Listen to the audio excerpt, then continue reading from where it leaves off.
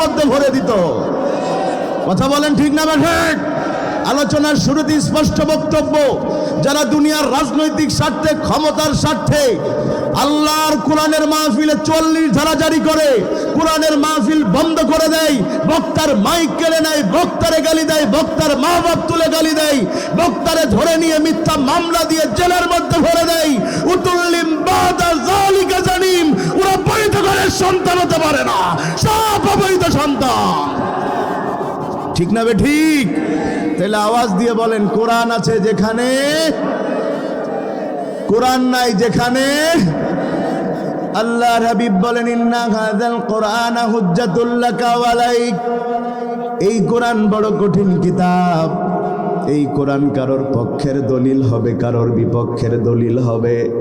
কোরআন যদি কারোর পক্ষের দলিল হয়, কোরআন তাকে সুপারিশ করে জান্নাতে নিয়ে যাবে। কোরআন যদি কারোর বিপক্ষের দলিল হয়, দুনিয়ার সব মানুষ তার পক্ষে থাকলেও তাকে জাহান্নামে যাওয়া লাগবে। কথা কন ঠিক না ঠিক? আসুন আজকের এই কোরআনের মাহফিলে আমরা কথা বলা শুরু করি। যেহেতু মাহফিলের নাম হচ্ছে তাফসিরুল কোরআন মাহফিল, তার মানে বক্তা একটা লম্বা ঘটনা ধরবে, 2 ঘন্টা বলবে। কথা বলে না, এটা বলবে না। বক্তা যে আয়াত পড়েছে, ওই আয়াত ভেঙে ভেঙে জাতিকে বুঝাই দিবে, তাই কার গায়ে লাগবে আর কার নাকে লাগবে সেই চিন্তা করবে না। কথা ঠিক? আর বক্তা কেমনে ওয়াজ করবে, এটা তো ১৫০০ বছর আগে আমার আল্লাহ কোরআনের মধ্যেই বলে দিয়েছেন। সুবহানাল্লাহ। আমার আল্লাহ বলেন, বক্তা কেমনে ওয়াজ করবা, বক্তা তোমার কেমনে ওয়াজ করা উচিত, সেই রেজুলেশন আমি আল্লাহ করে দিয়েছি। বক্তা তুমি যখন ওয়াজ করবা, ফাযাক্কির বিল কোরআন, আল্লাহর কোরআন দিয়ে ওয়াজ করবা, কারণ কোরআনের একটা আয়াত গোটা জাতির হেদায়েতের জন্য যথেষ্ট হয়ে যায়। সুবহানাল্লাহ। আমরা আজকে কোরআন থেকে কথা বলবো ইনশাআল্লাহ। তো কোরআনুল কারীমের 14 নম্বর সূরা, সূরার নাম সূরাতুল ইব্রাহিম। বলেন সূরার নাম কি? সবাই বলেন সূরাতুল ইব্রাহিম। এই সূরাটা আমাদের জাতির পিতার নামে। আমাদের জাতির পিতার নাম কি? ইব্রাহিম আলাইহিস সালাতু ওয়াস সালাম। পোলাপান স্লোগানও বানিয়েছে সুন্দর। পোলাপান কি স্লোগান বানাইছে 5 আগস্টের পরে? কয় জাতির পিতা ইব্রাহিম। মাশাআল্লাহ, তো মুখস্থ আপনাদের। জাতির পিতা ইব্রাহিম, শেখ মুজিব। রাগ করলেন বোধ হয় আপনারা। কি বললেন আল্লাহ আয়াতের মধ্যে? এবার সেদিকে যায়। আমার আল্লাহ বলছেন, কিতাবুন আনজালনাহু ইলাইকা, এই কিতাব যেটা আমি নাজিল করেছি নবী তোমার প্রতি, এই কিতাব নাজিল করেছি নবী আমি তোমার প্রতি কি জন্যে? লিতুখরিজান নাসা মিনাজ যুলুমাতি ইলান নূর, যাতে করে তুমি মানুষগুলোকে অন্ধকার থেকে আলোর রাস্তা দেখাতে পারো। সুবহানাল্লাহ। বলেন অন্ধকার থেকে কিসের রাস্তা দেখাবে? এটা অর্থ এবার আমরা ব্যাখ্যার মধ্যে ঢুকবো। শুরুতে আল্লাহ বলছেন কিতাব শব্দ। কিতাবের অর্থ মৌলিকভাবে এসেছে 2টা। বলেন কয়টা? সবাই কথা বলতে হবে। মৌলিকভাবে এসেছে কয়টা? 2টা। কিতাবের 1 নম্বর মানে হচ্ছে কিতাব মানে কোরআন। বলেন কিতাব মানে কি? সবাই বলেন কিতাব মানে কি? আপনি কোরআন খুলেন, সবচাইতে বড় সূরা, সূরার নাম সূরাতুল বাকারা।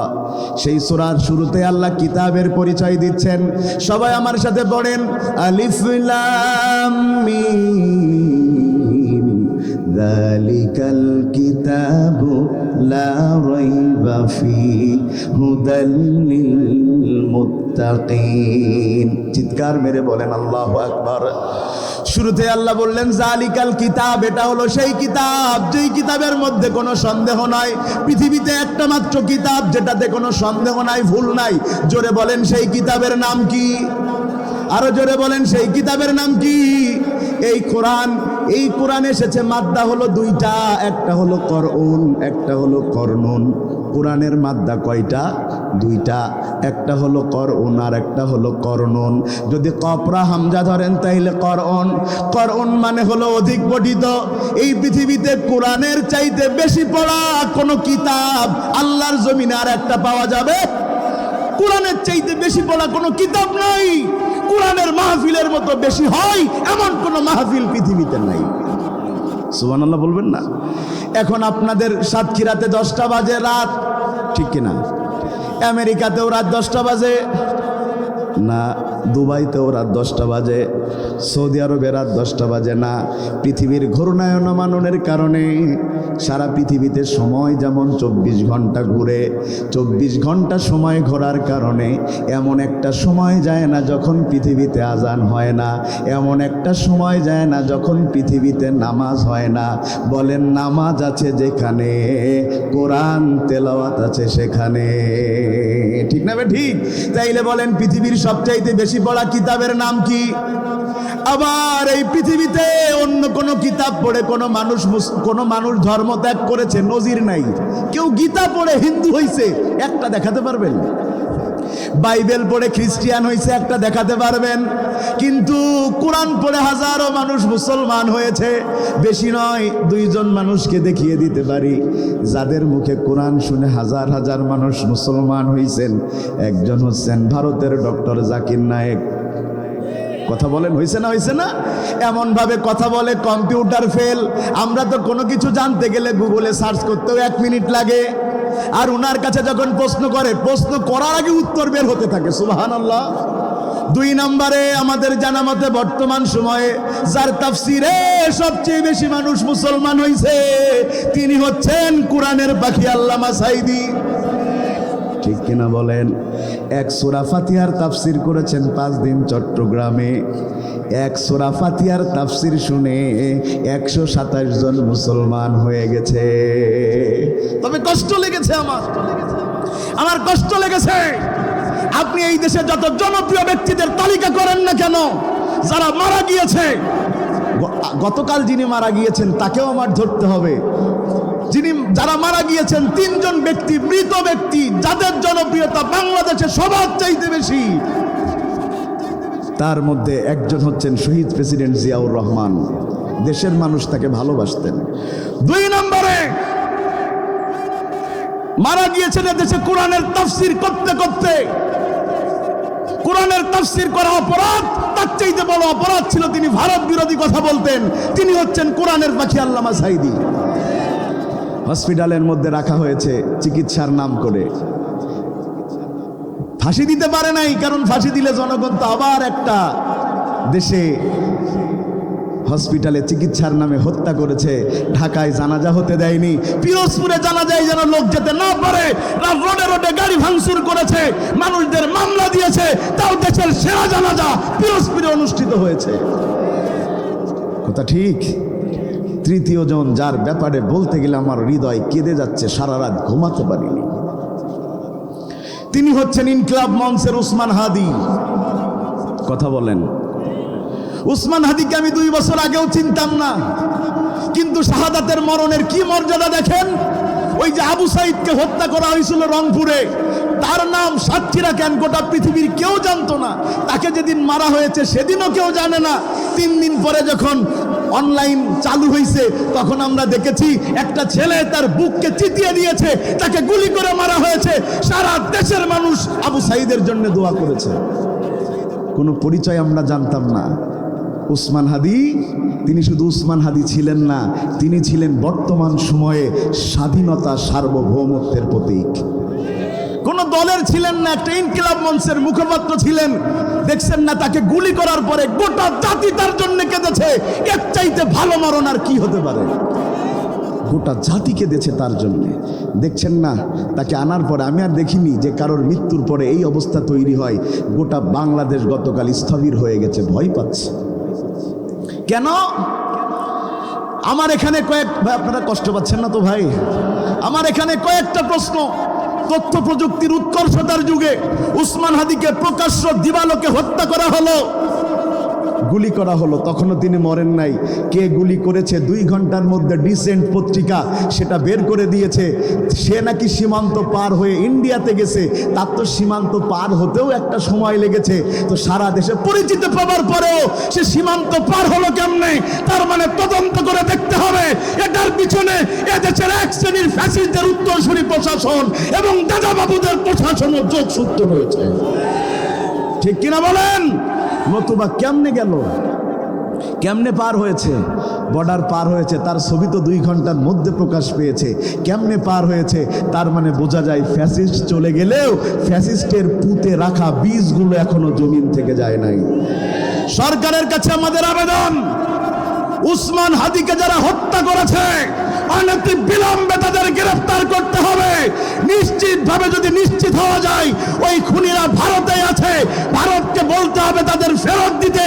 যদি ভারতটা ফেরত না দেয়, ভারতের সাথে কূটনৈতিক সম্পর্ক ছিন্ন করতে হবে।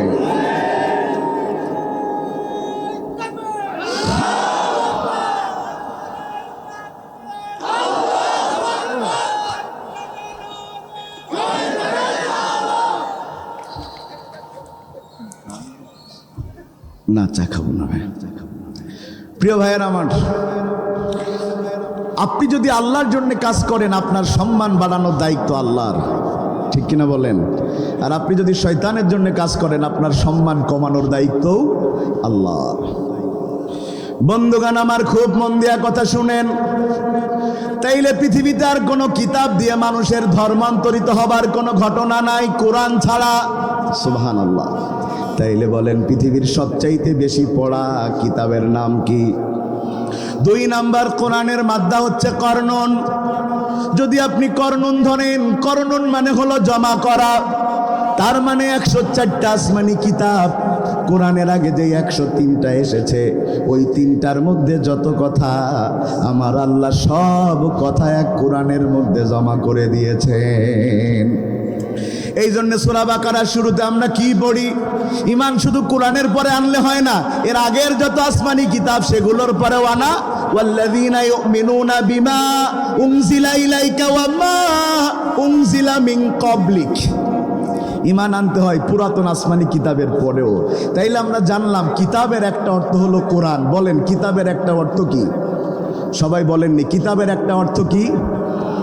2 নম্বরে কিতাবের আর একটা বড় অর্থ হলো কিতাব মানে হলো বান্দার আমল নামা। বলেন কিতাব মানে বান্দার কি? বান্দা যা কিছু আমল করেছে সব একটা কিতাবের মধ্যে জমা করা। কিভাবে সেটা আমার আল্লাহ জমা করেছেন? আমাদের প্রত্যেকের ঘাড়ে কি 2 জন করে ফেরেশতা আছে না? কথা বলেন, আছে না?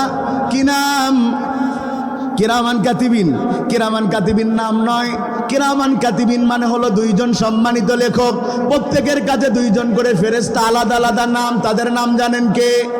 এই যে আপনি যা করেছেন, কিরামান কাতিবিনা ইয়ালামুনা মা তাফআলুন, আপনার সব আমলনামা কিতাব আকারে আল্লাহর কাছে জমা হয়েছে। যেদিন আপনার বিচার শুরু হবে আমলনামা আল্লাহ আপনার হাতে দিয়ে বলবেন ইকরা কিতাবাক। সুবহানাল্লাহ কইতেছে করে না? ইকরা কিতাবাক, তুই পড় তোর আমল, তুই পড় তোর কর্মকাণ্ড, তুই পড় তোর দুনিয়ার যত অ্যাক্টিভিটিস ছিল সব পড়। তার মানে কিতাবের একটা অর্থ হচ্ছে আমলনামা। কিতাবের একটা অর্থ কি? আমরা যা কিছু করেছি আমাদের আমল জমা করে রেখেছেন কে? রাতের বেলাগুলো মনে হয় ফেরেশতা টের পায়নি, অন্ধকার লাইট অফ করে দিছিলাম। টের পাইছে? জোরে বলেন না, টের পাইছে? ফামান ইয়াগমাল মিসকালা যাররাতিন খায়রান ইয়ারা ওয়া মান ইয়াগমাল মিসকালা যাররাতিন শাররান ইয়ারা। কি ছোট কি বড় সব আমলনামা জমা আছে। এবার আল্লাহ বলছেন এই কিতাব আমি নাজিল করেছি কার উপরে? আনজালনাহু ইলাইকা। এখানে ইলাইকার কাফের জমির হচ্ছেন মুহাম্মাদুর রাসূলুল্লাহ সাল্লাল্লাহু। আমার আল্লাহ কোরআন নাজিল করেছেন কার উপরে? একটু জোরে বলেন না, কোরআন নাজিল হয়েছে কার উপরে? আর একটু জোরে বলেন, আমাদের নবীর নামটা বলেন না। কোরআন নাজিল হয়েছে কার উপরে? সেদিন আপনারা তো কবির বিন সামাদ ভাইকে চিনেন না? তো আমার বেনাপোলের পৌরে গেটে উনি গিয়েছিলেন। ওই যে কিছু মানুষের ইন্টারভিউ নেবে যে ধর্ম সম্পর্কে কেমন জানে। হুজুর আমি অবাক হয়েছি, একজনকে বলছে কালেমা বলো, বলতে পারিনি কালেমা। এজন্য অনেক কিছু শেখা দরকার। বলেন কোরআন নাজিল হয়েছে কার উপরে? মুহাম্মাদুর রাসূলুল্লাহ সাল্লাল্লাহু। এই ব্যাপারে কোনো সন্দেহ আছে নাকি? কোনো সন্দেহ নাই। কোরআনের মাদ্দা হলো করণ অথবা করণন। আর কোরআনের যেই সংজ্ঞা দিয়েছেন মুফাসসিরিনে কেরাম, তারা বলেন আল কোরআন হুয়া কিতাবুল্লাহ নুজিলা আলা মুহাম্মাদ বিওয়াসিতাতি জিবরাইল। কোরআন হলো সেই কিতাব যেটা আল্লাহর কিতাব, এটা নাজিল করা হয়েছে যার উপরে তিনি হচ্ছেন মুহাম্মাদুর রাসূলুল্লাহ সাল্লাল্লাহু আলাইহি ওয়াসাল্লাম, আর যার মাধ্যমে নাজিল করা হয়েছে তিনি হচ্ছেন আল্লাহর ফেরেশতা জিবরাইল আমিন। তাইলে আমরা নিশ্চিত হলাম কোরআন কার কিতাব? নাজিল হয়েছে কার উপরে? মুহাম্মাদুর রাসূলুল্লাহ সাল্লাল্লাহু আলাইহি ওয়াসাল্লাম। কার মাধ্যমে নাজিল হয়েছে? জিবরাইল আলাইহিস সালাতু ওয়াস সালামের মাধ্যমে আল্লাহ কোরআন নাজিল করলেন। এবার আল্লাহ নিজে নাজিল করার কারণ জানিয়ে দিচ্ছেন, লিতুখরিজান নাস মিনাজ যুলুমাতি ইলান নূর। আল্লাহু আকবার। আল্লাহ বলছেন এই জন্যে কোরআন নাজিল করলাম যাতে আপনি মানুষগুলোকে অন্ধকার থেকে আলোর রাস্তা দেখাতে পারেন।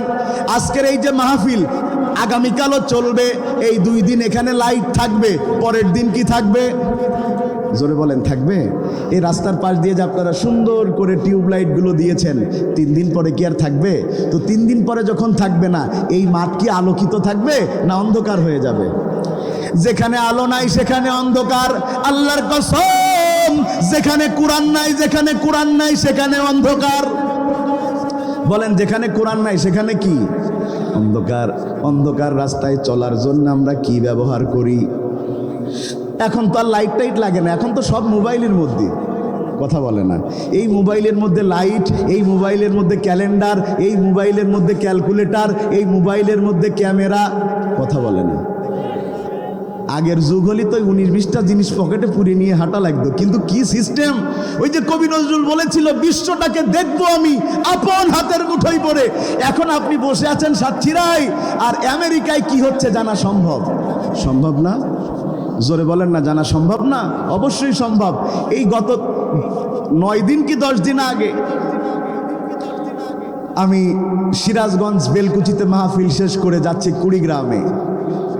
তো সিরাজগঞ্জ রোড থেকে বগুড়া রোড ধরেছি, বিশাল জ্যাম, গাড়ি প্রায় আটকে আছে 4-5 ঘন্টা।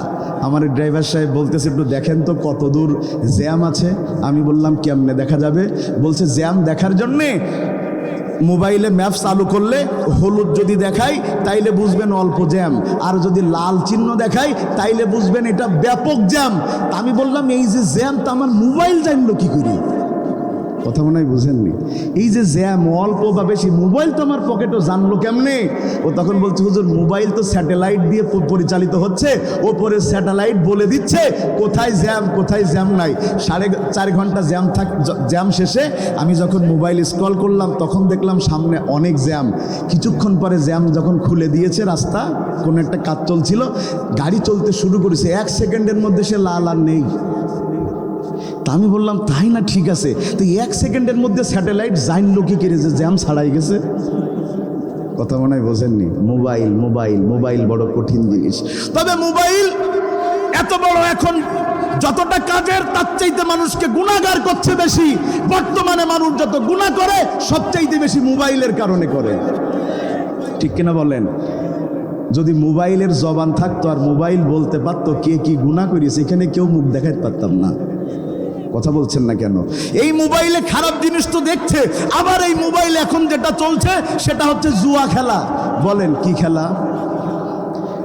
আমি এই যে ওয়াজ করে ফিরতেছি, রাস্তা চিনতেছি না, ওই কি বলে বটতলার মোড়ে 2 জন বসে আছে, চিন্তা করলাম ওদের জিজ্ঞাসা করি, গ্লাস খুলে দেখতেছি ওদের তো আলাদা ব্যাপার, বলছে ডানি ডানি, পিছনে পিছনে।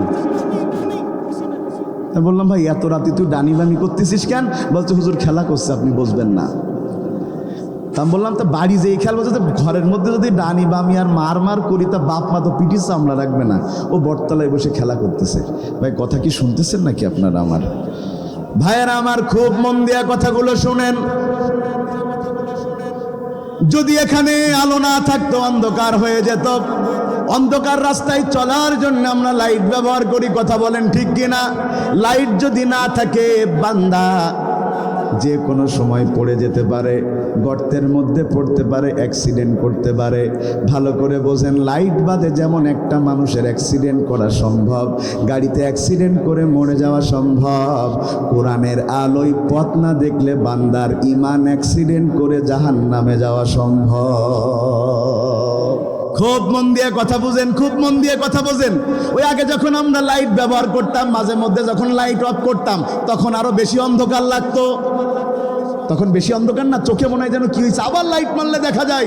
শোনেন, কোরআন কোনো আংশিক লাইটের মতো না যে মাঝে মধ্যে মারবা, মাঝে মধ্যে বন্ধ করবা, মাঝে মধ্যে মারবা, মারার পরে যদি বন্ধ করো তাইলে যেমন বেশি অন্ধকার, যদি কোরআন কিছু মানো আর কিছু ছেড়ে দাও তাইলে সমাজে তার চাইতে বেশি বড় অন্ধকার। বলেন 54 বছর ধরে এই দেশ চালাচ্ছে না বিভিন্ন রাষ্ট্রপ্রধানরা? আওয়াজ দিয়ে বলেন, চালায়। তারা আমলিগ হোক, বিএনপি হোক, জাতীয় পার্টি, এটা না আমার বিষয় না। চালাচ্ছে যারা, সেনা একটাও আমাদের দেশে রাষ্ট্রপ্রধান কেউ অমুসলিম হয়েছে? কেউ কথা বলে না, সবাই কি? কিন্তু এই দেশ 54 বছর চালানোর পরে ধর্ষণ বন্ধ হয়েছে? কথা বলে না। খুনাখুনি বন্ধ হয়েছে? গুম বন্ধ হয়েছে? টেন্ডারবাজি, চাঁদাবাজি বন্ধ হয়েছে? হবে না ততক্ষণ আল্লাহর কোরআন দিয়ে সংসদ চলবে না যতক্ষণ। এই কথা বললে কিছু মানুষ রাজনীতি মনে করে। যদি এই কথা আপনার রাজনীতি মনে হয়, আপনার বিবেকে কুত্তায় প্রস্রাব করে দিয়েছে।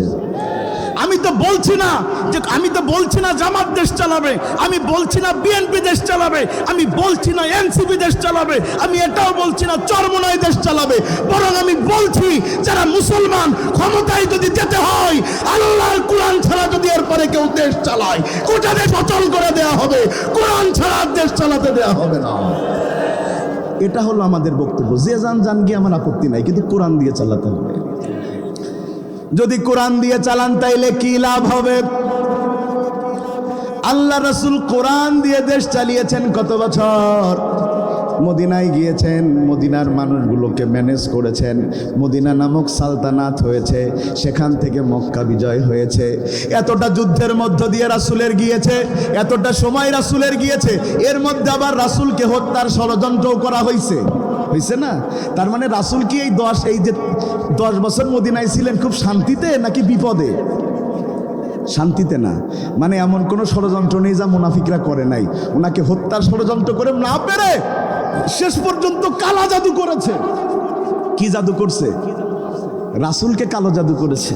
কিছুদিন পরে রাসূলের আর কিছু মনে থাকে না, খাওয়ার পরে খাবারের কথা মনে থাকে না, খাবার চায়। কি হলো রাসূলের? তো আল্লাহ রাসূল শুয়ে আছেন, স্বপ্ন দেখছেন, 2 জন ফেরেশতা গল্প করতেছে, রাসূল আপনার কালো জাদু করা হয়েছে। ওই যে কি বলে, রাসূলের চিরনি চুল দিয়ে করা হয়েছে। তো সূরা নাস আর ফালাক নাজিল করা হয়েছে, 11টা আয়াত দিয়ে 11টা গীত আল্লাহ ছড়িয়ে দিয়ে রাসূলকে আবার আগের মতো করে দিয়েছেন। এত কিছু করা হলো, তারপরেও রাসূল আমার রাষ্ট্র পরিচালনার শেষ দিকে দাঁড়িয়ে বলছেন, খায়রুল কুরুনি কারনিন, সর্বশ্রেষ্ঠ যুগ হচ্ছে আমি নবীর শাসনের যুগ। সুবহানাল্লাহ কইলেন না রে ভাই? এত বিপদের মধ্যে চালায় বলছেন সর্বশ্রেষ্ঠ যুগ আমার যুগ। তা রাসূলের রাষ্ট্রে যারা ছিল সবাই কি মুসলিম? অন্য ধর্মের লোক ছিল না? তারা বলছে, মুহাম্মদ এই কথার দলিল দাও। আল্লাহর হাবিব বলছেন, বুখারীর সেই বিখ্যাত বর্ণনা, এমন একটা রাষ্ট্র ব্যবস্থা কায়েম করেছি কোরআনের মাধ্যমে, সানা থেকে হাজরামাউত পর্যন্ত একটা ষোড়শী যুবতী নারী একেবারে পুরা শরীর স্বর্ণ দ্বারা আবৃত হয়ে গভীর রাতে হেঁটে যাবে, কোনো মানুষ তাকে ধর্ষণ করা দূরে থাক, ইফটিজিং করা দূরে থাক, তার দিকে চোখ তুলে তাকানোর সাহসও করবে না। সুবহানাল্লাহ। একাকিনী রমণী নির্জন পথে যাবে, কোনো জন কটু কথা কবে না, কোনদিন পথে ঘাটে সম্পদের মোহে খুনার রাহাজানি হবে না। সেই দিন আর নয় বেশি দূরে, আর কিছু পথ গেলে মিলবে, সেদিন সবাই আল্লাহরই বিধান পে দুঃখ বেদনা ভুলবে। বলেন না আমিন। কেমন শাসন চালু করেছেন রাসূল এবং তার সাহাবীরা। তাকিয়ে দেখেন হযরত আবু বকরের দিকে। ওই যে খুতবায় আমরা আজকের জুমাতেও পড়েছি, খয়রুল কুরুনি কারনিন সুম্মাল্লাযিনা ইয়ালুনাহুম, রাসূলের যুগ সেরা, তারপরে তার 4 খলিফার যুগ সেরা। কেমন যুগ তারা চালাইছে একটু শুনে নেন। আমাদের দেশে তো একটু মেম্বার হলেও পিছনে 10টা হুন্ডা 20টা গুন্ডা লাগে। কথা বলছেন না কেন? আর চেয়ারম্যান আর এমপি হলি তো কথা নেই, যে রাস্তা দিয়ে যাবে ওই রাস্তায় বাকি সবার যাওয়া নিষিদ্ধ, মানে বাপের রাস্তা। কথা বলছেন না কেন? বাপের রাস্তা হয়ে যায়। আর তাকিয়ে দেখেন হযরত আবু বকরের দিকে, বাড়ি গিয়েছেন, বিবি আজকে খাবার দিয়েছেন ডাইনিং টেবিলে, দেখা যাচ্ছে অন্যদিন যা দেয় তার চাইতে অনেক ভালো ভালো আইটেম। আমরা তো পাইলেই খাওয়া শুরু করতাম। হযরত আবু বকর তখন খলিফাতুল মুসলিমিন, প্রশ্ন করলো বিবিরে, অন্যদিন যে খাবার খায় আজকে এত ভালো খাবার কোথায় পেয়েছো? হাদিয়া এসেছে নাকি? হযরত আবু বকর রাদিয়াল্লাহু তাআলা আনহুর কথা শুনে তাকিয়ে থাকলেন। বিবি বলছে, কতদিন পরে একটু ভালো খাবারের ব্যবস্থা হলো খলিফার বাড়িতে, তাও প্রশ্ন করছো? বলছে, আগে বলো তারপরে খাবো। এবার তার বিবি ডাক দিয়া কয়, ও খলিফাতুল মুসলিমিন, শোনো, তুমি প্রতিদিন যেই টাকা আমাকে বাজার করার জন্য দাও, ধরে নাও 100 টাকা করে দেয়, ধরে নেন কত টাকা করে দেয়, কথার কথা 100 টাকা। আমি তো আমার বাচ্চাদের ভালো খাবার খাওয়াতে পারি না, মনে বড় কষ্ট, এই জন্যে প্রতিদিন ওই 100 টাকা থেকে 90 টাকার করে বাজার করে 10 টাকা করে বাঁচিয়েছি। একটা পর্যায়ে কিছু টাকা জমা হওয়ার পরে আমি এত খাবার ম্যানেজ করতে পেরেছি। হযরত আবু বকর উঠে দাঁড়ালেন, বললেন, খাবার পরে খাবো, আগে কাজ করে নেই। খাবার ছুঁয়ে আপনার কি কাজ? হযরত আবু বকর ডাক দিয়া বলছেন, এক্ষুনি ডেকে আনা হোক আমার বাইতুল মালের দায়িত্ব যিনি আছেন, অর্থমন্ত্রীর দায়িত্বে যিনি আছেন, তাকে ডেকে আনা হোক। কেন তাকে ডেকে আনা হবে? অর্থমন্ত্রী এসে হাজির হলেন, বলে, কি হয়েছে খলিফা? ও শোনো, আমার বিবি হাতে কলমে প্রমাণ করে দিয়েছে, প্রতিদিন আমাদের খেলাফত থেকে খলিফা হিসাবে যেই বেতন আমার দেয়া হয়, ওই বেতন ধরে নেন 100 টাকা, আমার বিবি 10 টাকা করে বাঁচাইছে। তার মানে আমার বিবি হাতে কলমে প্রমাণ করেছে 90 টাকা হলে আমার দিন চলে যায়, 100 টাকা আমার লাগে না। সুতরাং তুমি আজ যে আইন করে দাও, আগামীকাল থেকে খলিফার বেতন দৈনিক 90 টাকা, 100 টাকা নয়। সুবহানাল্লাহ। আর আমাদের দেশে চুরি করতে করতে এত চুরি করে ফেলেছে নেতারা, দেশের ব্যাংকে আর টাকা ধরতেছে না, সুইস ব্যাংকে রেখেছে। কথা বলছেন না কেন? এই জন্য আমাদের দেশের সবাই কোরআনের শাসন কেন চায় না জানেন? কারণ কোরআনের শাসন চাইলে যেই পরিমাণ চুরি করিছে, ও তো খালি 1 হাত না 2 হাত 2 পা কাটলেও আরো বাকি থেকে যাবে। কথা বলছেন না কেন? এই জন্য তারা কোরআনের শাসন চায়। ভাইয়েরা আমার, তাইলে কোরআনের আলোয় যদি রাস্তা দেখা হয়, সেই রাস্তা তাকে জান্নাতে নিয়ে যায়। সুবহানাল্লাহ। এবার আসেন আমরা এবার একটু ব্যাখ্যা করব জুলুমাত আর নূরের, লিতুখরিজান নাসা মিনাজ জুলুমাতি ইলান নূর। এই কোরআন মানুষকে জুলুমাত থেকে নূরের দিকে নিয়ে যায়। এর 1 নম্বর ব্যাখ্যা করেছেন ফানিফতি রাহমাতুল্লাহি আলাইহি। তিনি বলছেন জুলুমাত থেকে নূরের দিকে নিয়ে যাওয়ার প্রথম অর্থ হচ্ছে, আমার আল্লাহ বান্দাকে কুফরি থেকে হেদায়েতের রাস্তা দেখায়া দেয়। জোরে কর না সুবহানাল্লাহ। হেদায়েত, এখানে যারা আমরা বসে আছি সবাই মুসলমান, অন্য ধর্মের কেউ আছে নাকি? আমরা যে মুসলমান হইছি কর্মসূত্রে নাকি আমাদের পৈতৃক সূত্রে? পৈতৃক সূত্রে। আমাদের বাপ মা কে ছিলেন? আমি গতকাল যেখানে মাহফিল গিয়েছিলাম, ওখানে একজন নবমুসলিম পেয়েছিলাম। উনি নবমুসলিম, তো দেখা করতে এসেছেন, হুজুর আমি নবমুসলিম। উনার আর আমাদের ব্যাপারটা এক নয়। তো উনি আমাকে এক পর্যায়ে বললেন, হুজুর কি অবস্থা জানেন, আমি নবমুসলিম হবার কারণে আমার বাড়ি থেকে আমার বাপ মা বের করে দিয়েছে। কথা কি শুনতেছেন নাকি আপনারা? আমার বাড়ি থেকে কি করেছে? বের করে দিয়েছে। ব্যবসা বাণিজ্য যা ছিল সব কেড়ে নিয়েছে। কিন্তু আমি এখন কি করি জানেন? কি, আমি অমুক মসজিদে খাদেমগিরি করি, এই টাকা বেতন। তারপরেও আমার শুকরিয়া, আমার গাড়ি বাড়ির দরকার নাই, আল্লাহ আমাকে হেদায়েত দিয়েছেন। ও ভাই আমার, এটা তো পৈতৃক সূত্রে তার পাওয়া নয়, তার ইমানের জন্য কত কুরবানি দেয়া লেগেছে। আর আমরা পৈতৃক সূত্রে ইমান পেয়েছি বলে ইমানের সাথে আমরা কত বেঈমানি করি, ঠিক কিনা বলেন? তবে জেনে নেন ও মুসলমানেরা, বান্দার জন্য আল্লাহ যত নিয়ামত দিয়েছেন, সেরা নিয়ামত হচ্ছে হেদায়াত। কারণ হেদায়াত যার নাই তার কপালে জান্নাত। অনেক মুসলমান কিন্তু তার হেদায়েত নাই। অনেক মুসলমান আছে কিন্তু কি নাই? হেদায়েত নাই। হেদায়েত কি জিনিস শুনেন? ওই যে আমরা হুজুররা দোয়া করি, কি দোয়া সেটা?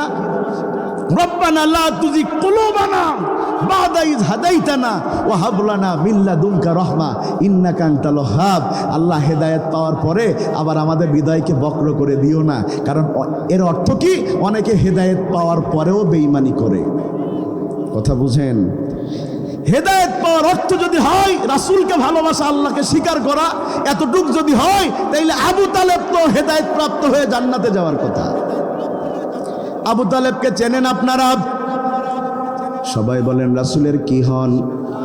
রাসূলের চাচা। এইখানে যারা আমরা বসে আছি, খুব মন দিয়ে কথাগুলো আমার বুঝবেন। আবু তালেব কি রাসূলকে কম ভালোবাসতেন নাকি বেশি ভালোবাসতেন? এখানে যারা আমরা বসে আছি, আমরা মাঝে মধ্যে স্লোগান দেই, আমার নেতার কিছু হলে বলি, তারপরে একটা ডায়লগ দিই, নেতা আছে যেখানে আমি আছি। কিন্তু নেতা জেলখানায় গেলে কেউ কি জেলখানায় যায়? কথা বলে না, যায়। তখন স্লোগান চেঞ্জ হয়ে যায়, কি বলে জানেন? তখন বলে জেলের তালা ভাঙবো, বল্টু ভয় আনবো। কথা কয় না কা? তো একটু আগে যে বললেন নেতা যেখানে আমি সেখানে, তো নেতা জেলখানায় আপনি যাচ্ছেন না কেন? তার মানে বোঝা যায় নেতার পাম দিয়ে সুবিধা করার চেষ্টা করতেছে। কথা বলেন, কথা কি ঠিক? কথা ভালো করে বুঝেন। তো নেতা যেখানে সেখানে সে যায় না, কিন্তু আবু তালেব মুসলমান হয়নি, ঈমান আনেনি, কিন্তু রাসূল যেখানে আবু তালেব সেখানে। সুবহানাল্লাহ কয় না?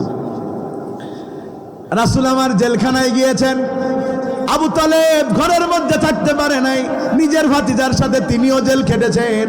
জোরে কন্যা সুবহানাল্লাহ। কত ভালোবাসতেন আমার রাসূলকে, খুব মন দিয়ে দেখেন।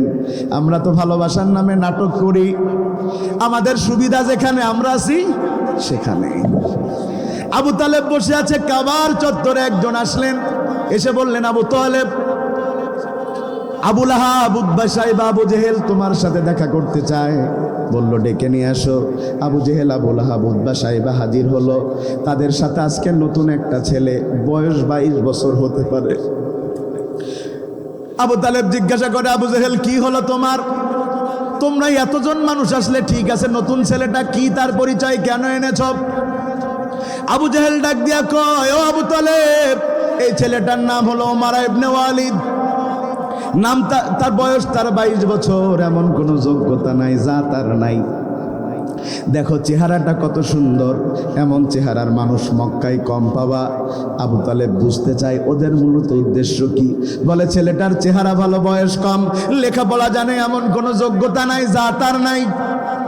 আবু তালেব এবার রহিকুল মাকতুমের বর্ণনায় উঠে দাঁড়ালেন, দাঁড়িয়ে বলল, ও আবু জেহেল, তুমি কাকে এনেছো, কেন এনেছো? আমি বুঝতে পেরেছি, এই ছেলেটাকে তুমি আমার হাতে তুলে দিয়ে কি আমার ভাতিজা মুহাম্মদকে তোমাদের হাতে তুলে নিতে চাও নাকি?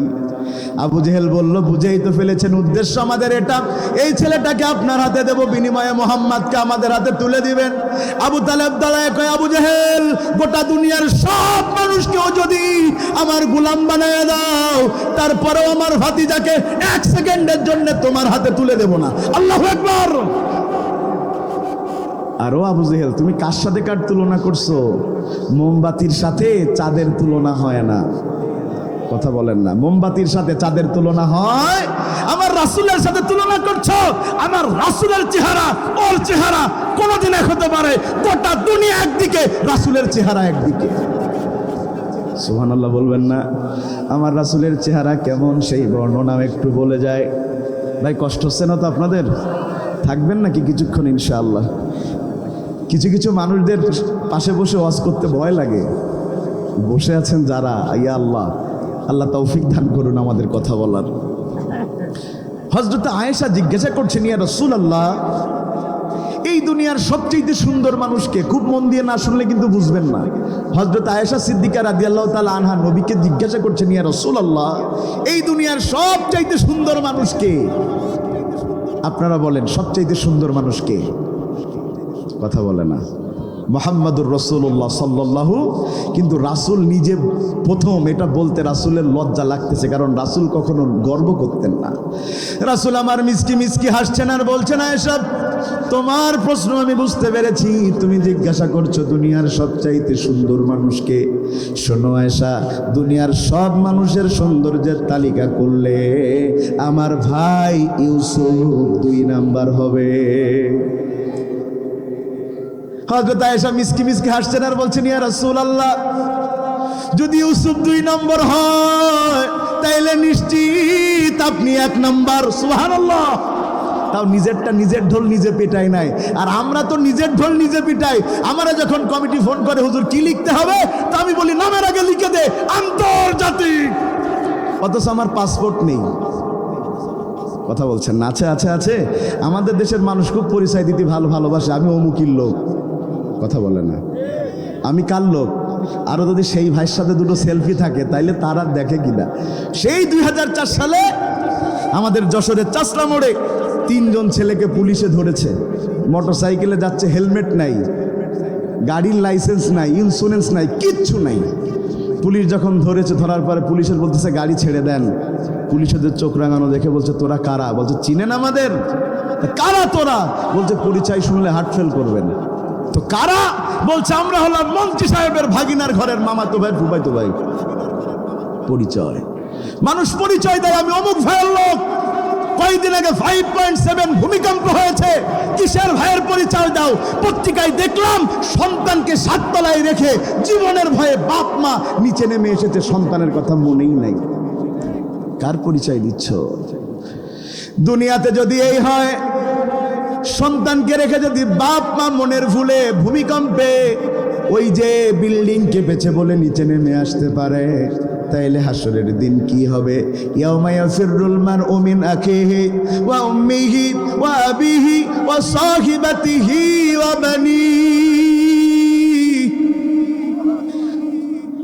আজকে যেমন ভূমিকম্প তোমাকে চিনিয়ে দিয়েছে বাপ ভাই মা সন্তান কেউ আপন না, হাসরের দিন আল্লাহ একই কথা বলেছেন, কেউ তোমার আপন না।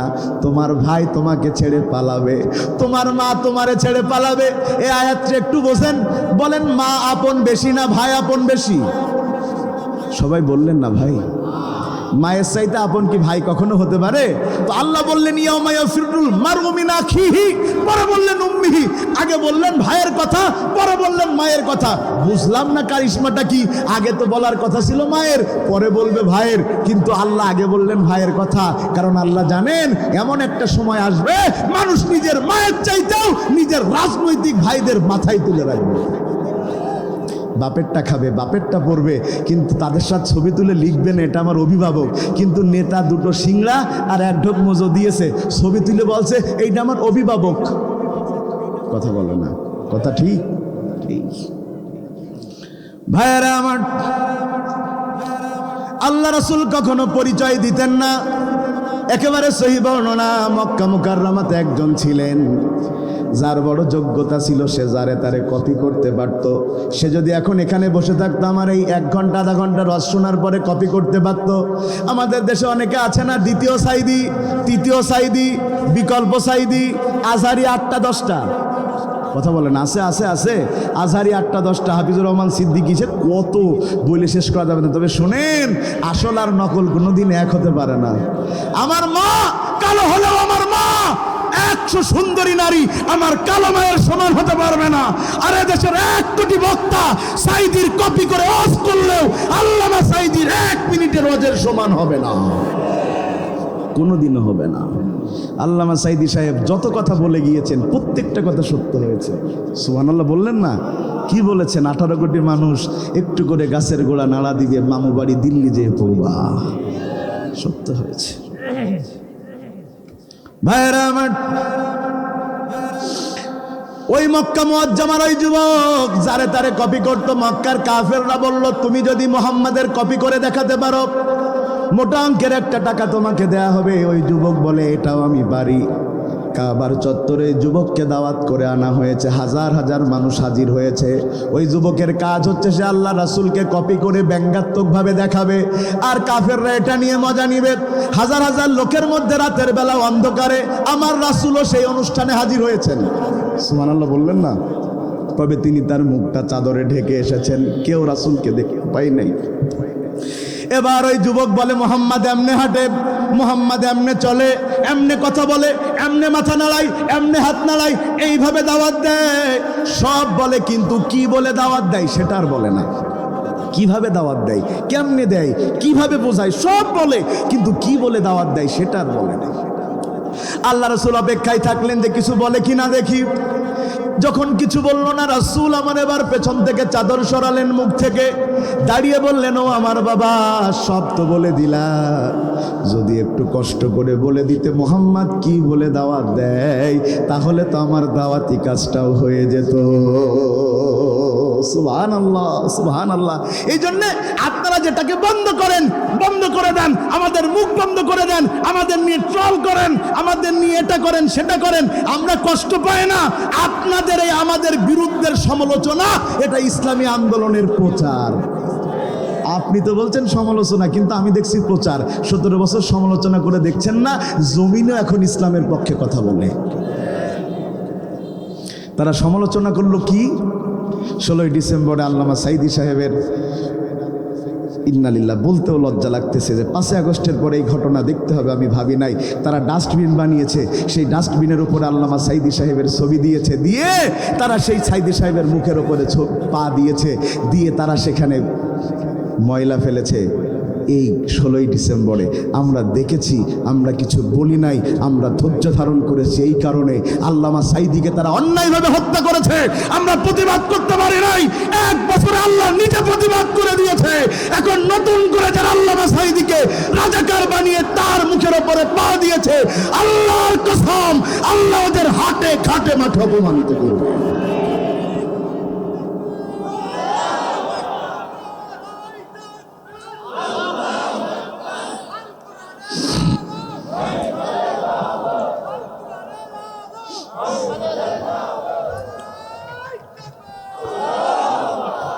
যখন ওই যুবক এই কথা শুনল, রাসূল আমার ডাক দিয়ে বলেছেন, ও যুবক, মুহাম্মদ কি বলে দাওয়াত দেয় সেটা যদি বলে দিতে, তাহলে দাওয়াতি কাজটা হয়ে যেত।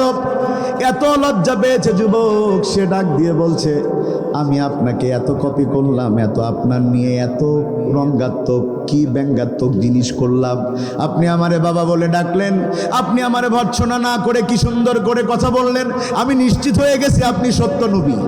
সুবহানাল্লাহ। এই কথা শোনার পর আল্লাহ রাসূল বলছেন, তুমি কি করতে চাও? সে বলছে, আমি সব মক্কার লিডারদের সামনে ঈমান আনতে চাই। সুবহানাল্লাহ। ঈমান এনেছে যুবক। রাসূল আমার তার মাথায় হাত বুলিয়ে দিয়েছেন। ওই যুবক সাহাবী যতদিন বেঁচে ছিলেন আর মাথার চুলগুলো কাটেন নাই। লোকেরা প্রশ্ন করত, রাসূলের সাহাবী, তোমার কি হয়েছে? কেন তুমি তোমার চুলগুলো কাটো না? কেন তুমি তোমার চুলগুলো ছাটো না? তখন ওই যুবক সাহাবী কাঁদতেন, চোখের পানি ফেলে, আর বলতেন, আমি জীবনে কত গুনাহ করেছি, রাসূলকে নিয়ে কত অন্যায় করেছি। যদি হাসরের দিন আমার কোনো গুনার কারণে জাহান্নাম হয়ে যায়, ওই দিন আমি আমার চুলগুলো দেখায় বলবো, আল্লাহ, এই চুলে আপনার হাবিব হাত দিয়েছেন, এই কারণে আপনি আমারে মাফ করে দেন। আল্লাহু আকবার। আপনার হাবিব এই চুলে হাত দিয়েছেন, আপনি আমাকে এই ওসিলায় মাফ করে দেন। তো যেই কথা বলছিলাম, হযরত মুহাম্মদুর রাসূলুল্লাহ সাল্লাল্লাহু আলাইহি সাল্লামের চাচার নাম আবু তালেব, মনে আছে তো? ওই যে যাকে আনা হলো তার নাম ওমর ইবনে ওয়ালিদ। চেহারার বর্ণনা দেয়া হচ্ছে, আর ওদিকে হযরত আয়েশা সিদ্দিকা রাদিয়াল্লাহু তাআলা আনহা নবীর কাছে চেহারার প্রশ্নই করছেন। যখন এই কথা বললেন আল্লাহ রাসূল, ইউসুফ 2 নাম্বার হবে, হযরত আয়েশা তখন হাসছেন আর বলছেন, ইয়া রাসূলুল্লাহ, তাইলে আপনি 1 নাম্বার হবেন। এবার হযরত আয়েশা বলছেন, ইয়া রাসূলুল্লাহ, তবে এই প্রশ্নের উত্তর জানার পরে আমার মনে আর একটা প্রশ্ন জেগেছে, করতাম নাকি? রাসূল বললেন, ও আয়েশা, আমি তো জানি তুমি প্রশ্ন করবা। কি প্রশ্ন করবা বলো? আয়েশা এবার ডাক দিয়া কয়, ইয়া রাসূলুল্লাহ, আপনিও নবী, ইউসুফও নবী, আপনিও সুন্দর, ইউসুফ নবীও সুন্দর, তাইলে আপনি সেরা নবী হলেন কেমনে? দুইজনই নবী, দুইজনই সুন্দর, সেরা হলেন কেমনে? রাসূল আবার কি বলে উত্তর দিচ্ছে দেখেন। রাসূল উত্তর দিচ্ছেন, ও আয়েশা, ইউসুফ নবীও সুন্দর, আমিও সুন্দর, ইউসুফ নবীও নবী, আমিও নবী। তোমার প্রশ্ন হচ্ছে তাইলে আমি সেরা নবী হলাম কেমনে? শোনো, ইউসুফ নবীও সুন্দর, আমিও সুন্দর, ইউসুফ নবীও নবী, আমিও নবী। তবে পার্থক্য হচ্ছে আমি ইউসুফ নবীরও নবী। আরব দেশের মায়া মিনার কোলে এলো চাঁদ, চাঁদের নামটি রেখে দিলেন আল্লাহ মুহাম্মদ। সেই মুহাম্মদ বড় হয়ে দিনের পথে দাওয়াত দিয়ে জুলুম অত্যাচারকে তিনি করিলেন নির্মূল। চাঁদের চেয়ে সুন্দর আমার প্যারা রাসূল, তার রূপেতে ধন্য হলো তামাম সৃষ্টিকুল। ভাইয়েরা আমার, তাইলে খুব মন দিয়া বুঝেন, নূরের অর্থ হলো হেদায়াত। তাইলে আল্লাহ মানুষকে কুফরি থেকে হেদায়েতের রাস্তা দেখায়। আবু তালেব রাসূলের জন্য এত এত কষ্ট করেছে, কিন্তু আবু তালেব ঈমান আনে নাই, হেদায়েত পায় নাই, হেদায়েত পায় নাই। তাকে জাহান্নামে পোড়া লাগবে। তার মানে নিশ্চিতভাবে বোঝা যায়, যার কপালে হেদায়েত নাই তার জন্য আল্লাহর জান্নাত নাই। ঠিক কিনা বলেন? 2 নম্বরে লিতুখরিজান নাসা মিনাজ যুলুমাতি ইলান নূর। 2 নম্বরে যারা এই কোরআন মেনে নেবে, কোরআন বুঝবে, তাদেরকে আমার রব সমাজের মধ্যে যদি তাদের মর্যাদা 0 হয়, ইজ্জতের দিক থেকে আমার আল্লাহ তাকে পরিপূর্ণ করে দিবেন। সুবহানাল্লাহ। যত কম মর্যাদার হোক না কেন, তাকিয়ে দেখেন হযরত বেলালের দিকে। হযরত বেলালের নাম শুনছেন না আপনারা? লোকটা কি সুন্দর চেহারার ছিলেন নাকি? কালো চেহারার, খাটো মানুষ, ঠোঁটগুলো মোটা মোটা, চুলগুলো খাড়া খাড়া, দুনিয়ার কোনো সৌন্দর্য তার নাই। মানুষের বাড়ির গোলাম। বলেন মানুষের বাড়ির, জোরে বলেন মানুষের বাড়ির গোলাম, কোনো মর্যাদা তার নাই।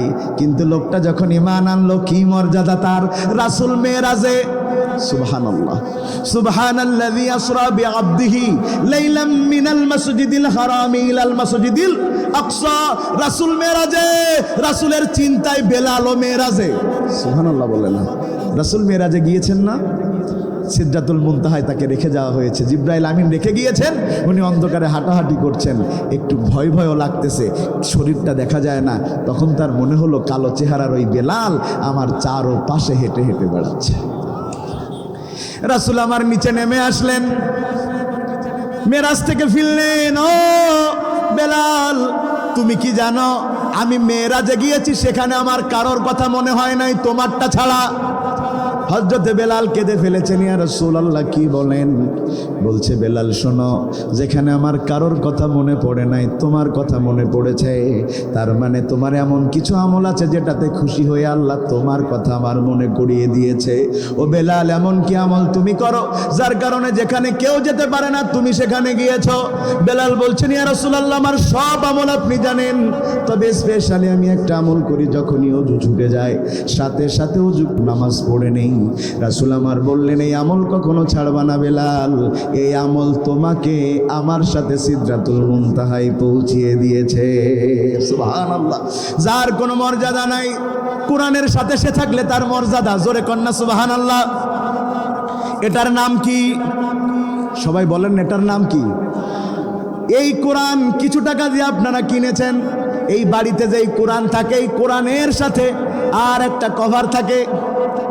কথা বলে না, থাকে? আপনারা ওটারে কি বলেন? সে যা বলেন, একটা কভার থাকে না? এই কভার কি খুব দামি কাপড় দিয়ে বানায়? না, বাড়ির বাদ দিয়া কাপড় দিয়ে বানায়। কথা ঠিক? সেটা যখন এই কোরআনের সাথে জড়ায়া যায়, যদি ওই কাপড়টা নিচে পড়ে যায়, আমার 1 লাখ টাকা দামের কোট পড়লেও আমি কোনোদিন তুলে চুমা খাই না। কিন্তু কোরআনের সাথে ওই বাদ দেয়া কাপড়টা থাকার কারণে এত মর্যাদা বেড়েছে তার। ওইটা পড়ে গেলে সাথে সাথে ঝাড়া মাইরা চুমু খায় আল্লাহর কাছে মাপ চায়। এই কোরআনটা যে রিহাল কাঠের উপরে দিয়ে আমরা পড়ি, খুব দামি কাঠ দিয়ে বানায় না, ওই দোকানগুলোতে নরমাল কাঠ দিয়ে বানিয়ে রেখেছে। আল্লাহর বান্দারা, সেখান থেকে রিহাল একটা এনেছি, আনার পরে রিহালের উপরে কোরআন পড়ি, কোনো কারণে রিহালের গায়ে পা লেগেছে, বারবার আফসোস করি আল্লাহ কি করলাম। মর্যাদা তো কোরআনের, কাঠের গায়ে লাগলে কেন আমি আফসোস করি? কারণ ওই কাঠ যত দুর্বল হোক না কেন, ও কোরআনে থাকার কারণে ওর মর্যাদাও বেড়ে গিয়েছে। আল্লাহর কসম, কোরআনের সাথে যেই মানুষরা থাকবে ওদের মর্যাদাও আল্লাহ বাড়ায় দেবে। ঠিক না বে ঠিক বলেন? কোরআনের সাথে থাকলে মর্যাদা বাড়ে। আপনাদের সাতক্ষীরায় তো ওই কথা বলে লাভ নেই, আপনারা বেশি প্রমাণ। কোরআনের কথা বলার কারণে সাতক্ষীরার হাজার হাজার আলেম জেলখানায় গিয়েছে, ঠিক কিনা বলেন? এই সমস্ত আলেমগুলোকে এক সময় মঞ্চে উঠতে দেওয়া হয় নাই। মঞ্চে উঠলেই পুলিশ চলে এসেছে, ঝামেলা করেছে। আমার ভালো মনে আছে, ঝাউডাঙ্গার মাহফিলে রাত 12:30টায় আমারে তুলে দিছে। রাত কয়টায়? ওই যে মাদ্রাসার প্রোগ্রামে। আর 10টা থেকে 12:30 পর্যন্ত ওয়াজ করেছে কারা? নেতা আর এসপি সাহেবই তো ওয়াজ করেছে 1.5 ঘন্টা। কোনো হুজুর লাগবে না। আর বলে দিয়েছে সবাই আসতে পারবে, আব্দুল বারী সাহেব আসতে পারবে না। কি হয়েছে? কোরআনের কারণে মঞ্চ বন্ধ করেছো, বাড়ি ঘুমাতে দাও নাই। তোমাদের চাইতে 1000 গুণ সম্মান নিয়ে আল্লাহ জমিনের মধ্যে তাদের বাঁচিয়ে রেখেছেন। সম্মান বাড়িয়ে দিয়েছেন কে? জেলখানায় গিয়েছে, সেখানেও মানুষ কোরআনওয়ালাদের ভালোবাসা দেখে তাদের হাতে মুসলমান হয়েছে। গোলাম পরোয়ার সাহেবের হাতে মানুষ মুসলমান হয়েছে জেলখানায়। সুবহানাল্লাহ বললেন না? জেলখানায়। কিসের সম্মান? কথা বলেন না, কিসের সম্মান? আমারও সৌভাগ্য হয়েছে, আমার বাড়ি বেনাপোল, যশোর জেলা, কিন্তু জেল খেটেছি আপনাদের সাতক্ষীরায় 16 সালে। তো জেল যখন এখান থেকে মামলা দিয়েছিল আমার ওই যে মুহাদ্দিস আব্দুল খালেক সাহেব হুজুরদের মামলার সাথে মিলায়া, ওই মামলায় হুজুর আছে কিনা তা তো আমি জানি না, থাকতেও পারেন, মানে বাদ তো নাই আর কি। জেলে গিয়েছি, প্রতিদিন এত লোক দেখতে আসে। মোটামুটি বক্তা মানুষদের তো একটু পরিচিত বেশি হয়, কি বলেন? এত মানুষ দেখতে আসে, শেষ পর্যন্ত পুলিশরা দেখতেই বলে তোমরা কি ওই বক্তা? হ্যাঁ। এত খাবার দেয়, খাবার আমি তো খেয়ে পারি না ভাই। আমার কয়েদি ওয়ার্ডে রেখেছিল, সেই ওয়ার্ডের সবাই মিলে খেয়েও আরও থাকে। পরে সেই ওয়ার্ডের লোকেরা দোয়া করতে শুরু করলো, আল্লাহ হুজুর যেন সারা জীবন জেলখানায় থাকে। কেন? প্রতিদিন এত খাবার যায়, সবাই মিলে ভাগ করে খাই। সম্মান কার? আল্লাহ দিয়েছেন। বলেন সম্মান কে দিয়েছেন? এই সম্মান আমি গীতা পাঠ করে গেলে হতো না, কোরআনের মাহফিল থেকে গ্রেফতার হয়েছিলাম বলে। তাইলে কোরআনের সাথে থাকলে সম্পর্ক কে বাড়ায় দেয়? সম্মান কে বাড়ায় দেয়? তাহলে কিতাবুন আনজালনাহু ইলাইকা লিতুখরিজান নাসা মিনাজ যুলুমাতি ইলান নূর। 2 নম্বর ব্যাখ্যা হচ্ছে আল্লাহ জিরোকে হিরো বানায়, আত্মমর্যাদা বাড়ায় দেয়, সম্মান বাড়ায় দেয়। 3 নম্বরে মিনাজ যুলুমাতি ইলান নূরের অর্থ হচ্ছে যেখান থেকে অপমান করে কোরআনের কারণে বের করে দেয়া হয়, সেখানে আমার আল্লাহ আগের চাইতে সম্মান দিয়া চেয়ার ফেরত দেয়। আমার আল্লাহ বলেন কোরআনের মধ্যে, ইন্নাল্লাযী ফারাদা আলাইকাল কুরআন লারাদ্দুকা ইলা মাআদ। আল্লাহু আকবার বলেন। ও নবী, আমি আপনার উপরে কোরআন নাজিল করেছি, এই কোরআনকে ফরজ করে দিয়েছি। এই কারণে যদি সমাজের মধ্যে আপনার এমন কোনো অবস্থান তৈরি হয়, মর্যাদা নষ্ট হয়, দেশ ছেড়ে চলে যেতে হয়, লা রাদ্দুকা ইলা মাআদ, আমি আল্লাহ কথা দিলাম সেই জায়গাতে আমি আল্লাহ আবার আপনাকে ফেরত দেব। লা রাদ্দুকা ইলা মাআদ,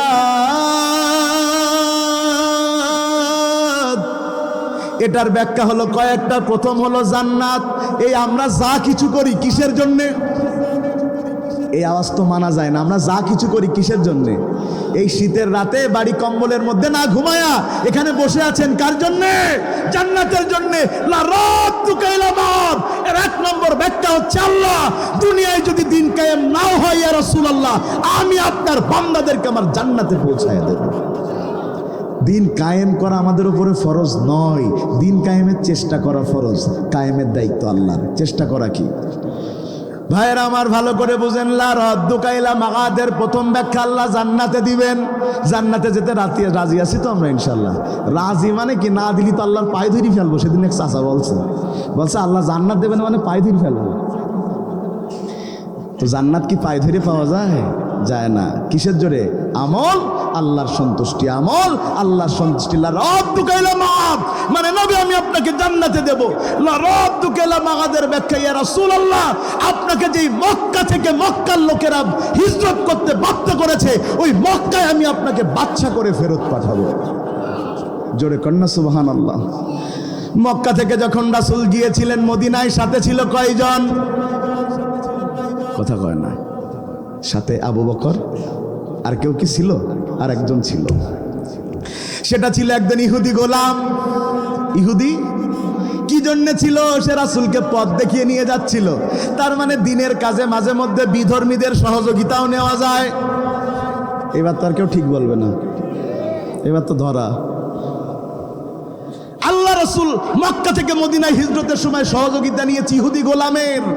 তা আপনি দিন কায়েমের জন্য বিধর্মীরটা নিতে পারবেন না? কোথায় লেখা আছে? ভাইয়েরা আমার মন দেয়া কথা বুঝেন। রাসূল রওনা দিবেন, তবে রাসূলের কি মক্কা ছেড়ে আসলে যাওয়ার কোনো ইচ্ছা ছিল?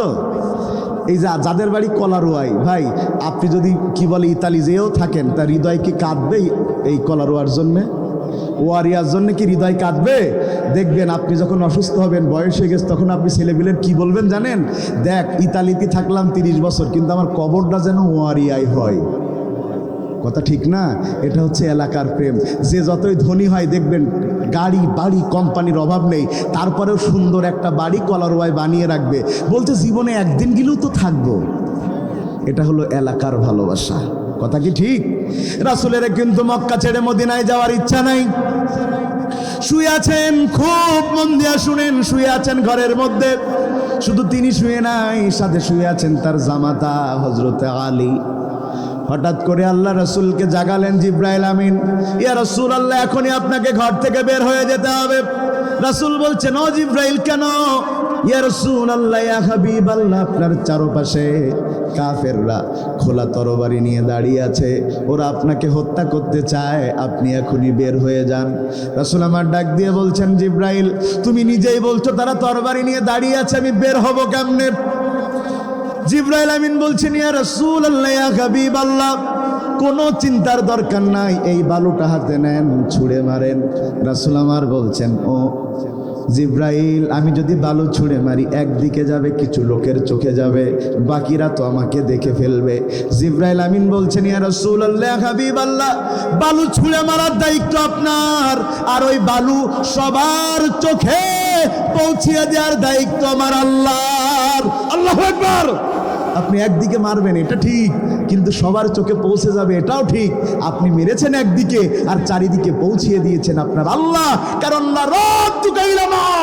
আপনি কোরআনের জন্য যত জায়গায় বিপদে পড়বেন সব জায়গায় বিপদ মুক্ত করার দায়িত্ব আল্লাহর। রাসূল আমার মারলেন, ছুঁড়ে মারলেন, সবার চোখে চলে গেল। আমার রমাইতা ইদ রমাইতা ওয়ালাকিন্নাল্লাহ রমা, সবার চোখে চলে গেছে। রাসূল এবার খুব মন দিয়ে এই জায়গাটা বোঝেন। রাসূল বের হয়ে যাবেন, রাসূলের বিছানায় শুইয়ে দিয়েছেন হযরতে আলীর। সুবহানাল্লাহ বললেন না ভাই? কার শোয়াই দিয়েছেন? এটা আপনার কাছে সাধারণ মনে হচ্ছে, সাধারণ নয়। হযরত আলী নিশ্চিত জানতেন এখানে শোয়া মানে কাফেররা আমাকে নবী মনে করে হত্যা করবে। কথা বলেন না। তারপরেও তিনি মন খারাপ করেন নাই, শুয়ে পড়েছেন। কারণ লা ইউমিনু আহাদুকুম হাত্তা আকুনা হাব্বা ইলাইহি মিন ওয়ালিদিহি ওয়া ওয়ালাদিহি ওয়ান নাসি আজমাইন। দুনিয়ার সবার চাইতে বেশি ভালোবাসা লাগবে কার? নিজের হৃদয়ের চাইতে বেশি ভালোবাসা লাগবে কার? আল্লাহ এবং রাসূলের। শুনে নেন, রাসূলের পায়ের নিচে আমার পিতামাতা কুরবান হোক, রাসূলের পায়ের নিচে আমার ছোট্ট দুটো সন্তান কুরবান হয়ে যাক। আল্লাহর কসম করে বলছি, গোটা দুনিয়া একদিকে চলে গেলেও আমি আমার রাসূলের জন্য একা দাঁড়িয়ে থাকব, একা দাঁড়িয়ে থাকব। ভাইরা আমার, হযরত ওমর বলছেন, ইয়া রাসূলুল্লাহ কি সৌভাগ্য আমার, কি সৌভাগ্য আমার, ইয়া রাসূলুল্লাহ, ইয়া হাবিবাল্লাহ। আপনি চলে যাচ্ছেন, সেখানে আল্লাহ আমাকে শোয়ার অর্ডার করেছেন, তার মানে আল্লাহ আমাকে মর্যাদার জায়গা দিয়েছেন। এখানে যদি আজকে আমাকে মৃত্যুবরণ করা হয়, হাসরের দিন দাঁড়িয়ে বলতে পারবো, আল্লাহ আমার জানের বিনিময়ে তুমি তোমার নবীর জানকে হেফাজত করে দিয়েছো। সুবহানাল্লাহ, সুবহান। ভাই কষ্ট হচ্ছে না তো আপনাদের? এখনো অনেক কথা বাকি। ভাইয়ের আমার, আল্লাহ রাসূল রওনা দিলেন। গারে সাওয়ারের মধ্যে তিনি বিশ্রামের জন্য ঢুকলেন। কাফেররা পৌঁছে গেল। পৌঁছে যাওয়ার পরে হযরতে আবু বকর কাঁদতে শুরু করেছেন, চোখের পানি রাসূলের গায়ে। আল্লাহ রাসূল চোখ মেলে তাকালেন। আবু বকর, কি হয়েছে? পরিবারের কথা মনে পড়েছে। আবু বকর, কাঁদো কেন ইয়া রাসূলুল্লাহ? উপরের দিকে তাকান। তাকিয়ে দেখলেন কাফেরদের তরবারি দেখা যায়, কাফেরদের পা দেখা যায়। ও আবু বকর, কাঁদো কেন? মৃত্যুর ভয়ে ইয়া রাসূলুল্লাহ, আমার মতো 1 কোটি আবু বকর গেলেও যায় আসে না, কিন্তু আমার রাসূল যেতে পারে না আমার চোখের সামনে। ওরা যদি দেখে ফেলে আমাদের কে বাঁচাবে? 2 জন মাত্র মানুষ। রাসূল এবারে ডাক দিয়ে বললেন, ইয ইয়াকুলু লিসাহিবিহি লা তাহজান ইন্নাল্লাহা মা'ানা। আল্লাহু আকবার। রাসূল তার সাহাবীকে বললেন, চিন্তা করো কেন? তুমি মনে করছো এখানে শুধু তুমি আর আমি? না না না, এখানে আর একজন আছেন, তিনি আল্লাহ। সুবহানাল্লাহ। আল্লাহ যদি সাথে না থাকে, দুনিয়ার কেউ আপনাকে বিজয় দিতে পারবে না। বলে 24-এর মাস্টার মাইন্ড অমুক, 24-এর মাস্টার মাইন্ড অমুক, অমুক দল করেছে, অমুকরা করেছে। বাজে কথা, মিথ্যা কথা। মাস্টার মাইন্ড একমাত্র আল্লাহ। আল্লাহ না চাইলে কেউ পারত না। আল্লাহ না চাইলে কেউ পারতেন। আপনারা 17 বছর ধরে তো করেছেন সবাই মিলে, লাভ হয় নাই।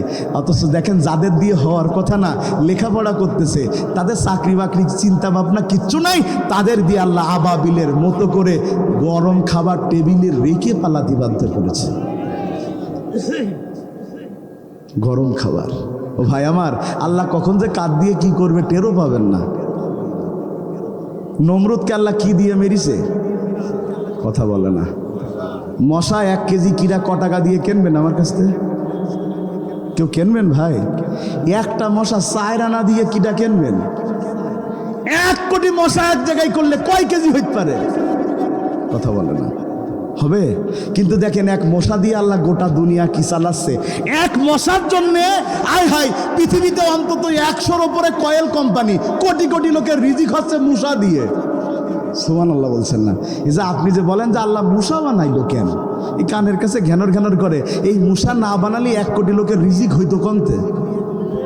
কথা মনে হয় বুঝেন নাই। খালি কি আপনার ওই যে মশার কয়েল, এখন আবার বেরোইছে অ্যারোসল, বলেন কি, ওই যে ফুসফুস করে মারছে, ওতে আবার বিষ, ও আবার নাকে যাচ্ছে। যাওয়ার পরে মানুষ অসুস্থ হয়ে ডাক্তারের কাছে যাচ্ছে, ডাক্তার আবার ভিজিট নিচ্ছে, ডায়াগনস্টিক সেন্টার আবার সেখান থেকে টাকা নিচ্ছে, ওখান থেকে আবার হসপিটালওয়ালা টাকা নিচ্ছে, ওখান থেকে আবার ঔষধ কোম্পানি। আরে ব্যবসা 1 মূসা। কথা বলে না? 1 মূসা। কথা কি শুনতেছেন নাকি আপনারা? আমার 1 মশা দিয়ে গোটা দুনিয়া অন্ধকার। সুবহানাল্লাহ। না মশা আপনাকে ভয় করেন, আপনি মশার ভয় পান? হ্যাঁ,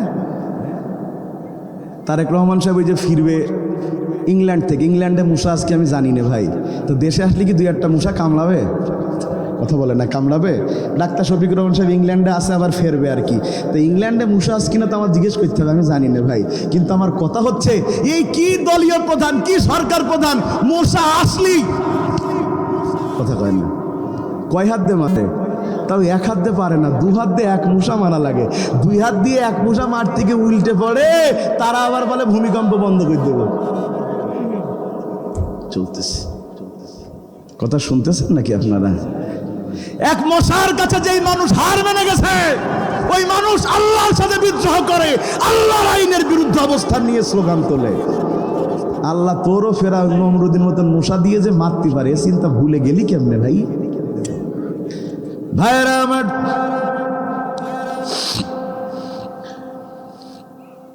আল্লাহ রাসূল এবার গারে সাওয়ার থেকে বের হয়ে রওনা করলেন। যখন মদিনার কাছাকাছি পৌঁছালেন, তখন একটা বাহিনী আল্লাহ রাসূলকে ঘিরে ফেলল।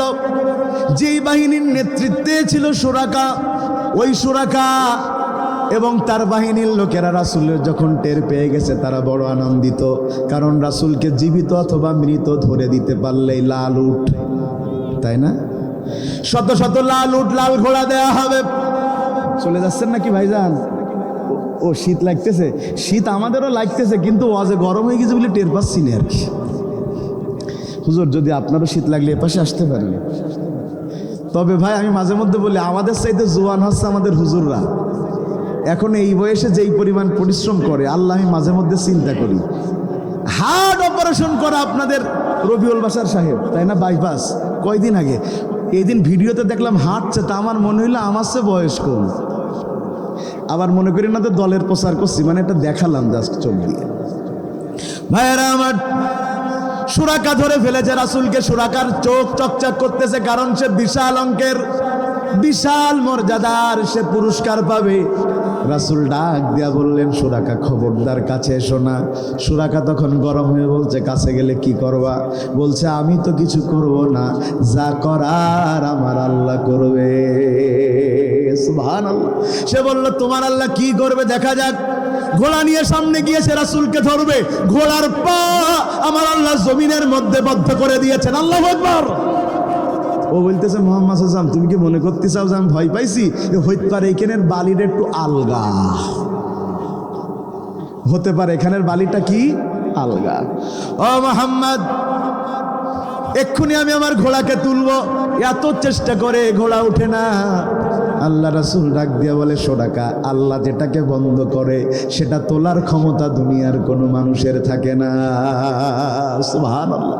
বললো, তাইলে তুমি তোমার আল্লাহকে বলো ঘোড়াকে তুলে দিতে, যদি উঠে যায় তাইলে বুঝবো তুমি সত্য নবী। রাসূল বললেন, আল্লাহ ঘোড়াকে তুলে দিয়েছেন। সুরাকা প্রথমে ভয় পাইছে, কিছুক্ষণ পরে সুরাকার মনে হলো আমি মনে হয় ভুল বুঝতেছি, মনে হয় সত্যি আলগা ছিল, উঠে গেছে, এই লোকটাকে ছাড়া যাবে না, ধরে নিয়ে যাওয়াই লাগবে। দ্বিতীয়বার আবার সুরাকে এগিয়েছে, আবার একই কাজ হয়েছে। রাসূল বলছেন, সুরাকা আল্লাহকে ভয় করো, তুমি যেটা মনে করছো সেটা নয়। সুরাকা বলছে, তাইলে আবার তুলতে বলো। আবার তুলে দিয়েছে। তৃতীয়বার সুরাকা চলে যাচ্ছিল, আবার মনের মধ্যে শয়তান গুঁতো মেরেছে, এই যাচ্ছিস কেন, ধরতে পারলি তো 2-300 উঠ পাবি। আবার ফেরত আইছে, দাঁড়াও, আমি বুঝতে পেরেছি তুমি আমার ভূগোল বুঝাই চাও, কথার কথা আর কি, তোমার আমি ধরবই। আবার ঘোড়া নিয়ে সামনে গিয়েছে, ঘোড়া আগের চাইতে দেবে গিয়েছে। সুবহানাল্লাহ। বাড়ির যেয়ে বলবেন। ভাইরা আমার, আল্লাহ রাসূল বললেন, ও সুরাকা ইত্তাকুল্লাহ, সে আল্লাহকে ভয় করো যার হাতে তোমার জীবন। তুমি আর উঠতে পারবে না, কারণ তুমি 3 বার ধোঁকা দিয়েছো। সুরাকা এবার বলছেন, ওয়াল্লাযী নাফসি বিয়াদি ইয়া রাসূলুল্লাহ, আমিও সেই আল্লাহর নামে শপথ করছি যার হাতে আমার জীবন। এবার যদি আমার ঘোড়াকে তুলে দেন, আমি ঈমান এনে এই জায়গা থেকে ফিরব। সুবহানাল্লাহ। আল্লাহ রাসূল আল্লাহকে বললেন, আল্লাহ তুলে দিলেন। সুরাকা এবার বলছেন, ইয়া রাসূলুল্লাহ, আমার আর আমার বাহিনীকে পড়িয়ে দেন লা ইলাহা ইল্লাল্লাহু মুহাম্মাদুর রাসূলুল্লাহ সাল্লাল্লাহু। ভাইরা আমার, সুরাকা এবার বলছেন, আমি চলে যাচ্ছি, তবে আমাকে আপনার কিছু বলার আছে নাকি? আল্লাহ রাসূল বললেন, ও সুরাকা শোনো, তুমি যে আজকে এই মহান দিনে ঈমান এনে চলে যাচ্ছ, শুনে রাখো তোমার জন্য আল্লাহ একটা পুরস্কার রেখেছে। রোম পারস্যের কোনো একটা অংশের আল্লাহ তোমারে গভর্নর বানাবে। সুবহানাল্লাহ বলেন। কিন্তু সুরাকা মিসকি এসে বললেন, ইয়া রাসূলুল্লাহ, আপনি নিজেই তো মক্কা থেকে চলে যেতে বাধ্য হচ্ছেন, এখনো মদিনায় জায়গা হবে কিনা আপনি নিজেও জানেন না, আর আমারে বানাবেন প্রধানমন্ত্রী। কথা কি শুনতেছেন আপনারা? মানে লোক নেই, জোন নেই, 2-10টা হুজুর নেই ঘরে না, কথা মনে হয় বোঝেননি আপনারা। কিসের স্বপ্ন দেখো, কিসের? ইয়া রাসূলুল্লাহ, যাচ্ছেন তো মদিনায় মক্কা ছেড়ে, সাথে একজন লোক যাচ্ছেন তাও চোখ লুকায়া, আর আপনি বলছেন আমি পরবর্তীতে গভর্নর হব। আপনি আগে মদিনায় যান, তারপর দেখলেই হবে না। আল্লাহ রাসূল বললেন, সুরাকা, আমি যেটা বলি সেটা আমার কথা নয়, সেটা হচ্ছে আমার আল্লাহর কথা। সুবহানাল্লাহ। ওয়া মা ইয়ানতিকু কি আনিল হাওয়াই ইন হুয়া ইল্লা ওয়াহয়ু ইউহা। রাসূল যেটা বলেন সেটা নিজের কথা নয়, কার কথা? সুরাকা চলে গেলেন। পরবর্তীতে সুরাকার মনে চিন্তা থেকে গেল, রাসূল যে আমারে বলছে আমি গভর্নর হব, সত্যিই কি হব? যদি হই তাহলে বুঝবো আমার ঈমান আরো শক্ত হবে। সুবহানাল্লাহ। আল্লাহ রাসূলের জীবদ্দশায় রোম পারস্য বিজয় হলো না, আর ওই সুরাকার গভর্নর হওয়াও হলো না। সুরাকা চিন্তা করলো রাসূলের কথা তো মিথ্যা হওয়ার নয়, তাইলে কেমনে কি হলো, কেমনে কি হলো, আমি তো গভর্নর হলাম না। তার মনের মধ্যে ধুকধুকানো যায় না। সে চিন্তা করলো দেখা যাক, জীবন তো আল্লাহ কতদিন রেখেছেন জানি না। হযরত আবু বকর ক্ষমতাসীন হলেন, তার আমলেও সুরাকা গভর্নর হতে পারলেন না। এখন দুর্বল হয়ে গেছেন, নিজে আর হাঁটতে পারেন না, ধরে ধরে হাঁটাতে হয়। তিনি আল্লাহকে ডাকছেন যে কোনো সময় মৃত্যু চলে আসতে পারে, কিন্তু মনের মধ্যে চিন্তা, গভর্নর হলাম কোথায়, রাসূল বলেছেন, রাসূলের কথা তো মিথ্যা হতে পারে, চিন্তা। হঠাৎ করে ওই অবস্থায় একদিন হযরত ওমর তাকে ডেকে পাঠালেন। হযরত ওমর ডেকে বলছেন, সুরাকা, ও রাসূলের সাহাবী, অমুক অঞ্চলের গভর্নরের দায়িত্ব তোমাকে দেওয়া হয়েছে। আল্লাহু আকবার। সুরাকা কাঁদছেন, মাথা তুলেন না। সুরাকা কাঁদছেন, মাথা তুলেন না। সবাই ডাকাডাকি করে, সুরাকার কান্না থামে না। সুরাকা ফুকিয়ে ফুকিয়ে কাঁদতেছে, পুরা শরীরটা, মুরব্বী মানুষ, পুরা শরীরটা তার কাঁদতেছে। ওমর ডেকে বলে, ও সুরাকা, কাইফা হাযা ইয়া সুরাকা, এটা কেমনে সম্ভব, এত কাঁদো কেমনে, কি হয়েছে তোমার? সুরাকা বলছে, আমি আজকে নতুন করে আবার আমার ঈমানকে নবায়ন করেছি। রাসূল যে বলেছিলেন আমি কোথাও গভর্নর হব, সেটা যখন আমি হতে পারি নাই, আমার মনের মধ্যে চিন্তা, যদি এটা না হয় আমি মরি, আমি নিফাকি নিয়ে মরি কিনা এই চিন্তাই ছিলাম। তুমি আমাকে যখন গভর্নরের দায়িত্ব দিয়েছো, তখন আমি বুঝতে পেরেছি রাসূল সত্য। কিন্তু এই কথা তুমি জানলে কেমনে? রাসূল কি তোমাকে বলে গিয়েছেন নাকি? হযরত ওমর বলছেন, রাসূল বলে যান নাই, তবে ওই অঞ্চলটা আমরা বিজয় করার পরে রাসূল আমাকে স্বপ্ন দেখিয়ে বলেছে, আমার নবুয়াতের কথা সত্য করার জন্য সুরাকাকে গভর্নর বানায়া দা। রাসূল চলে গেলেন মদিনায়। দুইজন মদিনায়, মক্কার লোকেরা বের করে দিল, আর মদিনার লোকেরা রাসূলের জন্য ফুল নিয়ে দাঁড়িয়ে আছে। সুবহানাল্লাহ। ছোট ছোট বাচ্চারা তার জন্য দাঁড়িয়ে আছে। তারা রাসূলকে দেখে গজল গাইতে শুরু করছে, তোলাল বাদরু আলাইনা মিন সানিয়াতিল ওয়াদা ওয়াজাবা শুকরু আলাইনা মাদআ লিল্লাহি দা। আল্লাহু আকবার। রাসূল মদিনায় গেলেন, মদিনার শাসন চালালেন। মক্কায় যখন পরবর্তীতে ফিরলেন, আবার দুইজনে ফিরলেন না, 10,000-এ ফিরলেন। আপনারা দুইজন চলে গিয়েছেন, আর আমি আল্লাহ আপনাকে এত সম্মান দিয়েছি, মক্কার রাষ্ট্র প্রধান করে আপনাকে আমি ফেরত দিয়েছি। যেখান থেকে আপনাকে রাসূলের কাছ থেকে কাবার চাবি কেড়ে নেওয়া হয়েছে, যারা কেড়ে নিয়েছিল তারা এখন রাসূলকে, হুজুর কোন চাবি লাগবে? সুবহানাল্লাহ বললেন না? আগে চাবি দেয়নি যে হুজুর মানুষ দেশ চালাতে পারে, এখন এসে বলছে হুজুর কোনটা লাগবে। সুবহানাল্লাহ বললেন না? এবার আসেন ভাইলি তুখরিজান নাস মিনাজ যুলুমাতি ইলান নূর। এটার 4 নম্বর অর্থ হচ্ছে আল্লাহ মূর্খ মানুষকে জ্ঞানী বানিয়ে দিবেন। সুবহানাল্লাহ। বলেন এটার নাম কি? সবাই বলেন এটার নাম কি? এই কোরআনের কি ওজন আছে? হ্যাঁ, কয় কেজি? মাশাআল্লাহ 500। এই উত্তরটা ভালো লেগেছে ভাই। অনেকে বলে তো জীবনে মেপে পারবেন না, তো মেপে না পারলে হাতে ধরিস কি করি? অনেকে বলে ওজন নাই, অনেকে বলে ওজন নাই, তো ওজন না থাকলে তো পৃথিবীতে থাকবে না, উড়ে চলে যাবে। কোরআনের কি ওজন আছে? আছে। আমার হাতে যেই কোরআন, এটার হয়তো 500 গ্রাম 1 কেজি ওজন হবে। ও ভাই, এটা তো কাগজের কোরআন, আর মূল কোরআন আছে কোথায়? কথা বলে না। এই কোরআন অনেকটা ফটোকপি কোরআন। ধরেন আমি দাবি করলাম এই বলফিল্ড মাঠ আমার, সত্যি না, আবার আন্দোলন করেন না, বুঝছি আর কি। তা বলফিল্ড মাঠ যদি আমার হয়, তা দলিল কার? কথা বলে না। দলিল আমার। এই দলিল আমি 1 লাখ কপি ফটোকপি করে পুরো কলারুয়া তালা দিয়ে বেড়ালাম। আমার ওয়াজ ভালো হয়নি বলে আপনারা বললেন ওয়ারিয়ায় ওয়াজ ভালো করতে পারিনি, ও যত দলিল আছে পুরোই দে। সব দলিল পুরাই দিলেন, এই জমি আর আমার থাকবে না। কথা বলে না। কেন থাকবে? মাশাআল্লাহ বলেন কেন থাকবে? আসল কপি আমার কাছে। তো দুনিয়ার সব কোরআন পুড়ায় দিলেও কোরআন ধ্বংস হবে না, কারণ আসল কোরআন আমার আল্লাহ যেখানে লিপিবদ্ধ করেছে, কোনো কাফেরের পক্ষে সেখানে যাওয়া সম্ভব নয়। অনেকে বলে আল্লাহ বলেছেন ইন্না নাহনু নাযালনা যিকরা ওয়া ইন্না লাহু লাহাফিজুন, যে কোরআন আল্লাহর, হেফাজতের দায়িত্ব আল্লাহর, তো ওই যে অনেকে কোরআনে লাথি মারছে আর কিছু হয়নি কেন? আমার আল্লাহ তো এইটা নিয়ে কিছু বলবেন না, বলবেন ওইটা নিয়ে। আর গোটা দুনিয়ার সব মানুষও যদি কোরআন ফুড়ায় দেয়, কোনো যায় আসবে? ভাই আমি এই গত 8-9 দিন আগে কেঁদেছি, এক মাহফিলে যেয়ে কেঁদেছি ভাই, চোখ দিয়ে পানি বন্ধ হচ্ছে না। কেন জানেন? কুড়িগ্রাম সদরে মাহফিলে গেলাম, মদাজালপাড়া মনসুর আলী হাফিজিয়া মাদ্রাসা। ওই চাচা আসতে কোথায় গিয়েছে মাহফিলে বলেন? কুড়িগ্রাম মদাজালপাড়া হাফিজিয়া মাদ্রাসা। যিনি মুহতামিম, নাম তার রিয়াজুল ইসলাম, তিনি মাইক ধরলেন, আমি মঞ্চে বসে গেছি। তিনি বললেন, হুজুর আজকে আমার মাদ্রাসা থেকে 11 জন পাগড়ি নিবে। সুবহানাল্লাহ। আমি খুশি হলাম, কারণ এবছরের সবচেয়ে বেশি পাগড়ি আমি কুড়িগ্রামে দিয়েছি। উনি এক এক করে 10 জন ছেলের নাম বলার পরে 11 নম্বরে থামলেন, থেমে বলছেন, হুজুর 11 নম্বর ছেলেটাকে আপনাকে একটু দেখাতে চাই। আল্লাহর শুকরিয়া, আমি নিজে হাফেজ নই, তবে জীবনে কত হাজার বাচ্চার মাথায় যে পাগড়ি পরিয়ে দিয়েছি, এটা যে গর্বের। তবে খুব আফসোস হয় যে হাফেজ হতে পারিনি।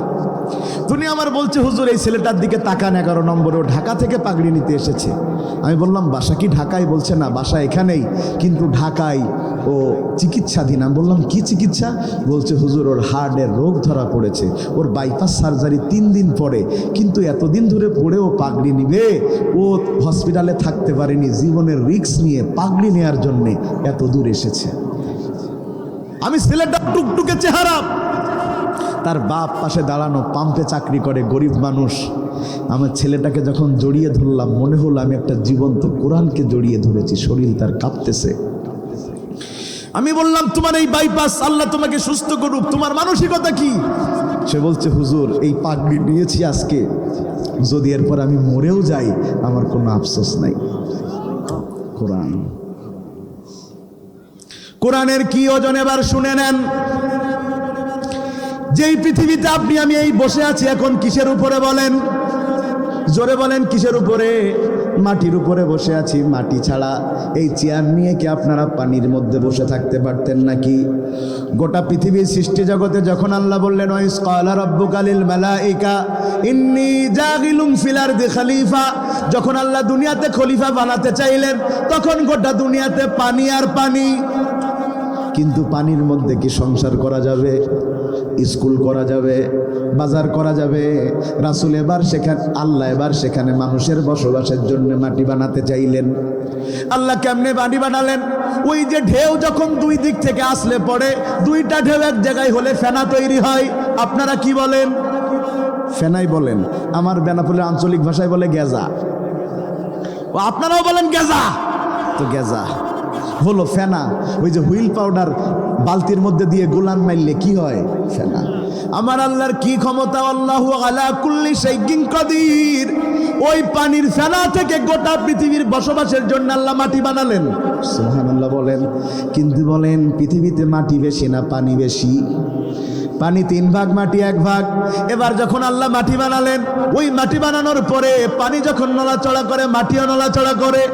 এই অবস্থায় যদি আল্লাহ জমিনে মানুষ পাঠান, তাইলে এখন আমরা ওয়াজ করতেছি, যদি পূব দিকের পানি নড়াচড়া করে, তাইলে আমরা সবাই তো নিচের দিকে চলে যাব। চলে যাব না? বলেন, সবাই নিচের দিকে চলে যাব না? সবাই নিচের দিকে চলে যাব। প্রিয় ভাইয়েরা আমার, এটা যেন না হয়, মানুষজন স্থির হয়ে বসবাস করতে পারে। এই জন্যে গোটা দুনিয়ার জমিনকে আমার আল্লাহ স্থির করবার জন্য পেরেক বানালেন। জোরে বলেন কি? এই যে টিনের সাথে আর বাটামের সাথে আপনারা কি মারেন? পেরেক যদি না মারতেন, টিন কি করত? ইমাম সাহেব সকালে জিকির করতে করতে মসজিদে যেত, আর টিন উড়ে উড়ে গলায় যে বলতো, আই লাভ ইউ হুজুর। কথা বলে না? বলতো না? গলা কেটে হুজুরও পড়ে থাকতো, টিন চলা যেত না। ওই যে কি বলে আপনার, পেরেক আছে বলে টিনগুলো ওড়ে না, আমাদের চলতে কোনো সমস্যা হয়? আমার আল্লাহ গোটা জমিনকে স্থির করবার জন্য পেরেক বানালেন। আমরা বললাম, আল্লাহ সেই পেরেকের নাম কি? আল্লাহ বলছেন, সেই পেরেকের নাম শোনো, ওয়াল জিবালা আওতাদা। সেই পেরেকের নাম হচ্ছে পাহাড়। পাহাড় আছে বলে গোটা দুনিয়া স্থির আছে, নতুবা মানুষ জমিনে বসবাস করতে পারত না। সুবহানাল্লাহ বলেন। তাইলে বলেন, পাহাড়ের কি ক্ষমতা আছে? পাহাড় দিয়ে আল্লাহ গোটা দুনিয়াকে আল্লাহ স্থির করে দিয়েছেন।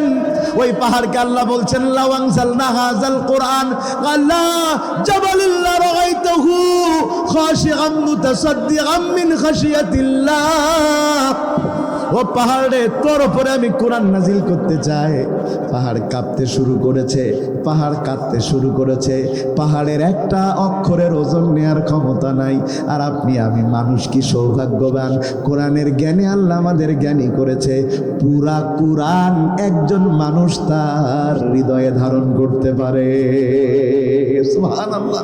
করবে কেমন করে কোরআন ধ্বংস? আগুনের তেজ আছে সারা বিশ্বে কোটি কোটি কোরআনের হাফেজ।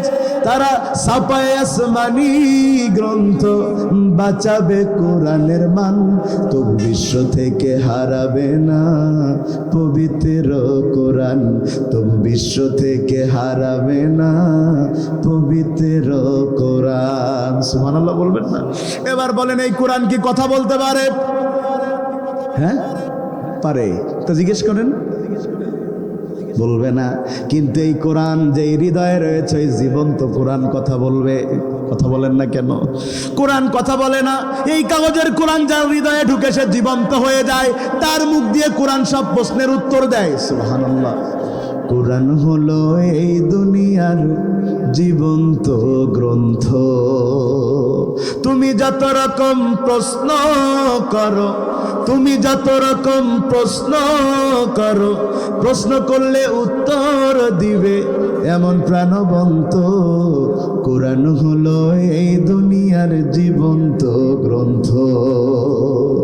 যদি প্রশ্ন করো তোমার নাম কি, হে প্রাণ প্রতিম, উত্তর দিবে ইন্নাহু লা কুরআনুন কারীম। যদি প্রশ্ন করো কোরআন তুমি কোন মাসে আসিলা, উত্তর দিবে শাহরু রমাদান আল্লাযী উনজিলা। যদি প্রশ্ন করো কোরআন তোমার দেশের বাড়ি কই, বলবে সে লাউহে মাহফুজ ঠিকানাহীন নই। বলো পৃথিবীতে আছে এমন কোন গ্রন্থ, বলো পৃথিবীতে আছে এমন কোন গ্রন্থ, এমন প্রাণবন্ত কোরআন হলো এই দুনিয়ার জীবন্ত গ্রন্থ। ভালো করে বুঝেন, তার মানে কোরআনের জ্ঞান জুলুমাত থেকে নূর। মূর্খ মানুষকে আল্লাহ জ্ঞান দিবেন। শুনে নেন, এ দুনিয়ার যত বড় ডিগ্রি থাক, কোরআনের জ্ঞান যার মধ্যে নাই, তার চাইতে মূর্খ আল্লাহর জমিনে আর কেউ নাই। এই কোরআন যত কথা আল্লাহ নাজিল করেছেন, সবার আগে আল্লাহ কোন কথা নাজিল করেছেন? বলেন বলেন বলেন। ইকরা। সবাই বলেন ইকরা। ইকরা মানে কি? নামাজ পড়ো। ইকরা মানে রোজা রাখো। ইকরা মানে কি? কি পড়ো? কি পড়ো? কোরআন পড়ো। শুনে নেন, যারা বসে আছেন, নামাজ যেমন ফরজ, কোরআন তেমন ফরজ। বলেন নামাজ যেমন ফরজ, আবার বলেন নামাজ যেমন ফরজ, কোরআন তেমন ফরজ। কিন্তু অনেক মানুষ এখানে আছে নামাজ পড়ে, কোরআন পড়ে না। কোন মুমিনের এমন একটা দিন যাওয়া উচিত না যেদিন মুমিন একটা কোরআনের আয়াত পড়বে না। এমন একটা দিন কোন মুমিনের যাওয়া উচিত নয়। কোরআন কি, এই জিনিসটা বুঝার জন্য তো পড়া লাগবে। কথা বলে না। আমি যদি এখন আপনাদের জামতলার মিষ্টির কি স্বাদ 2 ঘন্টা ধরে ওয়াজ করে শুনোই, তা আপনারা বলতে পারবেন কি স্বাদ যারা খাননি? তাহলে 8 দিন ব্যাপী মাহফিল করবেন, 8 দিনের মাহফিলই হবে শানে জামতলার মিষ্টি। তারপরেও কি বুঝতে পারবেন? কথা বলে না। বুঝতে পারবেন? পারবেন না। খাওয়া লাগবে। তাই কোরআনের মধ্যে কি আছে এটা বোঝার জন্য কোরআন পড়া লাগবে। কোরআনের শাসনে এই যে আমরা ওয়াজ করি, কোরআনের শাসন কায়েম হলে এই হবে সেই হবে, এটা দেখার জন্য তো একবার হলেও কোরআন দিয়ে দেশ চালানো লাগবে। খালি তো বললে হবে না যে মজা মজা মজা স্পন্সর খেয়ে দেখো, বললে হবে না। খাইলে যেমন বোঝা যায় এই কোরআন দিয়ে সত্যি যে দেশ চললে সুন্দর চলে, তাইলে কোরআনকে একবার সংবিধান বানাতে হয়। জোরে বলেন, বানাতে হয়। তাইলে কি কোরআন পড়া লাগবে? যদি কোরআন আপনি পড়তে পারেন, যদি কোরআনের জ্ঞানে আপনি জ্ঞানী হতে পারেন, আল্লাহর কসম আল্লাহ আপনার মর্যাদা কোথায় দিবেন দেখেন। বর্তমান যুগে কিন্তু অস্ত্রের শক্তির চাইতে জ্ঞানের শক্তি বেশি প্রয়োজন। বলেন অস্ত্রের শক্তির চাইতে কি শক্তি বেশি প্রয়োজন? তাকিয়ে দেখেন না হযরত আমিরে মুআবিয়ার দিকে। রোম সম্রাট প্রশ্ন করলো, তোমাদের সাথে যুদ্ধ করব না, যদি তোমরা আমাদের 7টা প্রশ্নের উত্তর দিতে পারো তাইলে আমরা যুদ্ধ বাধাই মুসলমান হয়ে যাব। সুবহানাল্লাহ বলেন না। কি করবে না বলেছে? যুদ্ধ করবে না। 7টা প্রশ্নের উত্তর যদি দিতে পারো তাইলে আমরা এমনিতেই জ্ঞানের কারণে মুসলমান হয়ে যাব। আমিরে মুআবিয়া আলেমদের ডাকলেন, রোম সম্রাট তার আলেমদের ডাকলো, ডেকে প্রশ্ন করো, উত্তর দেওয়ার জন্য আলেমরা প্রস্তুত। সুবহানাল্লাহ। প্রশ্ন করা হলো 7টা। কয়টা বলেন? 1 নম্বর, আমিরে মুআবিয়া তুমি বলো তোমাদের আল্লাহর কাছে সবচাইতে প্রিয় বাক্য কোনটা? প্রশ্ন করছে, উত্তর দিয়েন না। প্রশ্ন করছে আমিরে মুআবিয়ার কাছে কে? রোম সম্রাটের আলেমরা। মুসলিম আলেমরা মুস্কি হাসলেন, কারণ এটার উত্তর তো আলেমদের সাথে ভালো আর কে জানবে। 2 নম্বরে প্রশ্ন করলো, আমিরে মুআবিয়া তুমি বলো তোমার আলেমদের বলতে বলো পৃথিবীতে 3 জন যাদের আত্মা আছে কিন্তু কোনো মা বাবা তাদের জন্ম দেয়নি। কয়জন? কথা বলে না কয়জন? 3 জন যাদের আত্মা আছে কিন্তু কোনো পেট থেকে তারা দুনিয়াতে আসেনি। 3 নম্বরে, ও আমিরে মুআবিয়া প্রশ্নের উত্তর দাও তোমাদের আল্লাহর কাছে দুনিয়ার সবচেয়ে মর্যাদাবান নারী আর পুরুষ জুটিকে। 4 নম্বরে প্রশ্নের উত্তর দাও পৃথিবীতে এমন একটা কবর আছে যেই কবরের মধ্যে যিনি ছিলেন তিনিও জীবিত, কবরও জীবিত, কবর তাকে নিয়ে বিভিন্ন জায়গায় ঘুরে বেরিয়েছে, সেই কবরের নাম আর কবরবাসীর নাম কি? ও আমিরে মুআবিয়া 5 নম্বরে প্রশ্নের উত্তর দিবা, তোমার আলেমদের দিতে বলবা পৃথিবীতে একটা জায়গা যেখানে জীবনে একবারই মাত্র সূর্যের আলো পড়েছে, আর কখনো পড়বে না। 6 নম্বরে আমিরে মুআবিয়া প্রশ্নের উত্তর দাও কাউস কুজা কাকে বলে তোমাদের ইসলামের দৃষ্টিতে, বর্তমান জ্ঞানের দৃষ্টিতে? আর তোমার বলা লাগবে মাজরাবা বলতে কোরআন সুন্নাহর মধ্যে কি বলা হয়েছে। আমিরে মুআবিয়া চিন্তা করলেন আলেমদের উত্তরের জন্য প্রস্তুতি কতটুকু। আলেমদের দিকে তাকালেন, আলেমরা বলছেন আমিরে মুআবিয়া 7টা প্রশ্নের উত্তর দেওয়ার মতো ক্ষমতা আল্লাহ আমাদের দিয়েছেন, কারণ আমরা কোরআনও পড়েছি হাদিসও পড়েছি। সুবহানাল্লাহ। কোরআনও পড়েছি হাদিসও পড়েছি। তো এই জ্ঞানের উত্তর দিতে গেলে আপনার তো পড়তে হবে, না পড়লে তো হবে না। আমাদের দেশে কিছু মানুষের স্বভাব আছে জানে না কিন্তু উত্তর দেয়।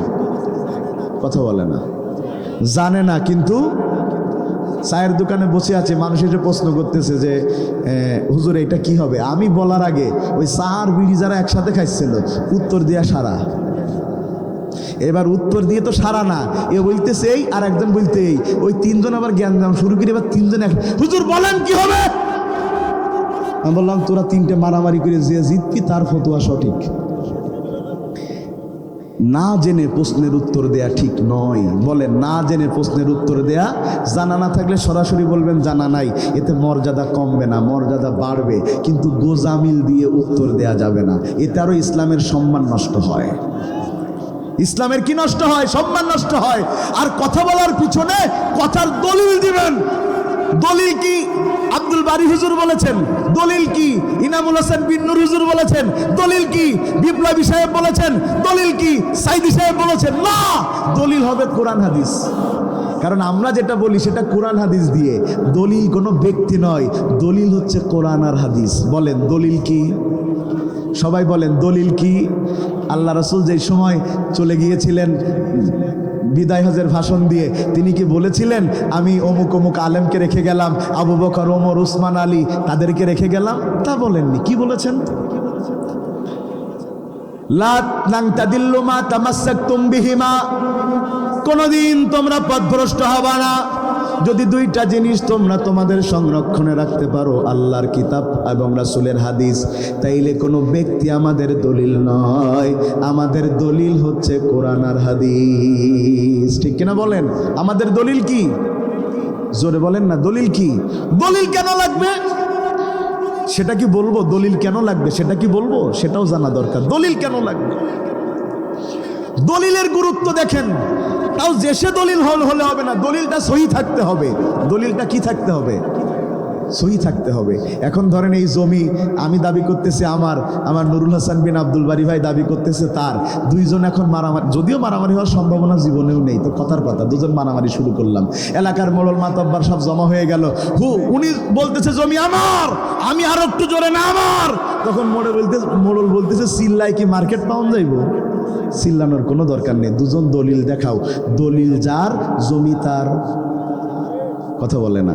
তো এই যে আমরা ইসলামী আন্দোলন করি, ইকামাতে দিনের কাজ করি, এটা কোনো ব্যক্তিকে দেখে না, এটা আমরা কোরআন সুন্নাহর আলোকে করি। এজন্য আমাদের ব্যক্তি যারা অগ্রনায়ক আছে তারা চলে যায়, কিন্তু ইসলাম বন্ধ হয় না। ইসলাম বন্ধ হয় না। কোন ব্যক্তিকে দেখে আমরা ইসলাম মানি না, কোরআন সুন্নাহর আলোকে যে আমরা তাকেই মানি। দলিল। এখন ধরে নেন যে ঢাকায় আমার 5 শতক জমি আছে গুলশানে, নেই বলো ভাই? সত্যি সত্যি না, এমনি হজের জন্যই বলছি। তা 5 শতক জমির দাম হলো 25 কোটি টাকা। কত টাকা? আমি বললাম ওই জমি আমি এখন 1 লাখ টাকায় বিক্রি করব। তো এই কথা যদি ঝাউডাঙ্গা, ওয়ারিয়া, গোপীনাথপুরে আসে, তো এই জমি কেনার জন্য কি একটু চান্স নেবেন না? 25 কোটি জমি কত? হ্যাঁ, যার টাকা নেই সেও তো চান্স নেবে। টাকা নেই বলবো কি ভাই? সেদিন এক ফকিরির মরে গেছে, তাই তার ঘরের থেকে বের করিয়ে তার বেডের নিচে 13.5 লাখ টাকা পেয়ে। কত লাখ? সেদিন আমার বেনাপোলে আমার ভাই মানে ভাই যে নুরুল হাসান ভাই যে মসজিদে চাকরি করে, মানে জুমা পড়ায়, তার পাশের পশ্চিম পাড়ার থেকে একজন ভিক্ষুক এসে আমার বলতেছে, হুজুর আমি তো খুব মুসিবতে পড়িস। আমি বলছি কি বলছো? হুজুর ওয়াজ করিছে নাকি কারোর ওই এখন বর্তমান হিসেব করলে নাকি 70-80 হাজার টাকা থাকলে নাকি জাকাত দিতে হয় হুজুর। তা আমার তো ব্যাংকে 3.5 লাখ টাকা রয়েছে, তা আমারও কি দিতে হবে? আমি বললাম ভাই তুই তো আমার চেয়ে বড় লোক। বলছে মানে? আমি বলছি আমি 13.5 লাখ টাকা দিই না, আর তোর দিনা বাদে 3.5 লাখ টাকা রয়েছে, তুই তো আমার চেয়ে বড় লোক, তো জাকাত তো তুই দিবি। বলছে হুজুর কত হিসাব টিতাব দেওয়ার পরে বলছে আল্লাহ যেন আমার জীবনে 3.5 লাখ টাকা না থাকে, মানে জাকাত দিক তো ফুরিয়ে যাবে। এখন ধরেন সবাই মিলে ট্রাই করতেছে আমার জমি নিবে, হাজার হাজার লোক হাজির হল। আমি মাইকে বললাম দেখো জমির মাপ ঠিক, রাজুক থেকে অনুমোদন আছে, বিল্ডিং করা যাবে, এই আছে সেই আছে, খালি আমার দলিলটা ঠিক নেই। ওই জমি কেনার জন্য কিরা দাঁড়াই থাকবে। তো যে লোক লেখাপড়া জানে না, কোরআন হাদিস জানে না, ও বলে হুজুর যা বলে তাই করি। ওর ডেকে বললাম ভাই তুই তো লেখাপড়া জানিস নে, তা টিপসইটা দিয়ে যা। ও বলছে হুজুর আমি লেখাপড়া না জানলে কি হবে, আব্দুল বারী মাওলানা তো জানে। কথা বলছেন না কেন? ও ভাই তাইলে দুনিয়ার সামান্য জমি কিনতে গেলে সেখানে যদি বারী মাওলানাকে দিয়ে, বারী হুজুরকে, আব্দুল বারী হুজুরকে দিয়ে যদি সেই জিনিসটা সঠিক কিনা প্রমাণ করতে হয়, তাইলে আল্লাহর জমিনে আল্লাহর দ্বীন কায়েমের কথা কোরআন সুন্নাহর আলোকে যে আলেমরা বলছে ওইটা গ্রহণ করার সময় বলতেছে আমি মূর্খ মানুষ, বেশি একটা বুঝি নে। কথা কি বুঝাতে পারিছে নাকি আপনাদের? বলেন আমাদের জ্ঞানের আলোয় আলোকিত হতে হবে। সেই জ্ঞানের কিতাবের নাম কি? জোরে বলেন না, সেই জ্ঞানের কিতাবের নাম কি? এটা খালি জ্ঞানের কিতাব না, এটা আলোর কিতাব। এটা সামনে থাকবে, লাইট দিয়ে পথ চলতে পারবেন, সামনে নাই হোঁচট খেয়ে জাহান্নামে ঢুকে যাবেন। প্রিয় ভাইয়ার আমার, আমাকে 11টা 45 পর্যন্ত কথা বলার জন্য কমিটি থেকে আজকে বলা হয়েছিল। আমরা 11টা 45-ই এসেছি, এজন্য আমরা আর সামনের দিকে না যেয়ে দোয়ার দিকে চলে যাব। দেখেন শুনেন আমি বলি, ওয়াজ তো ওনাদেরও ভাল লাগতেছে, কিন্তু কালকে তো আবার হবে, দ্বিতীয় দিন আছে না। অলরেডি 1 ঘন্টা 45 মিনিট হয়ে গেছে ভাই।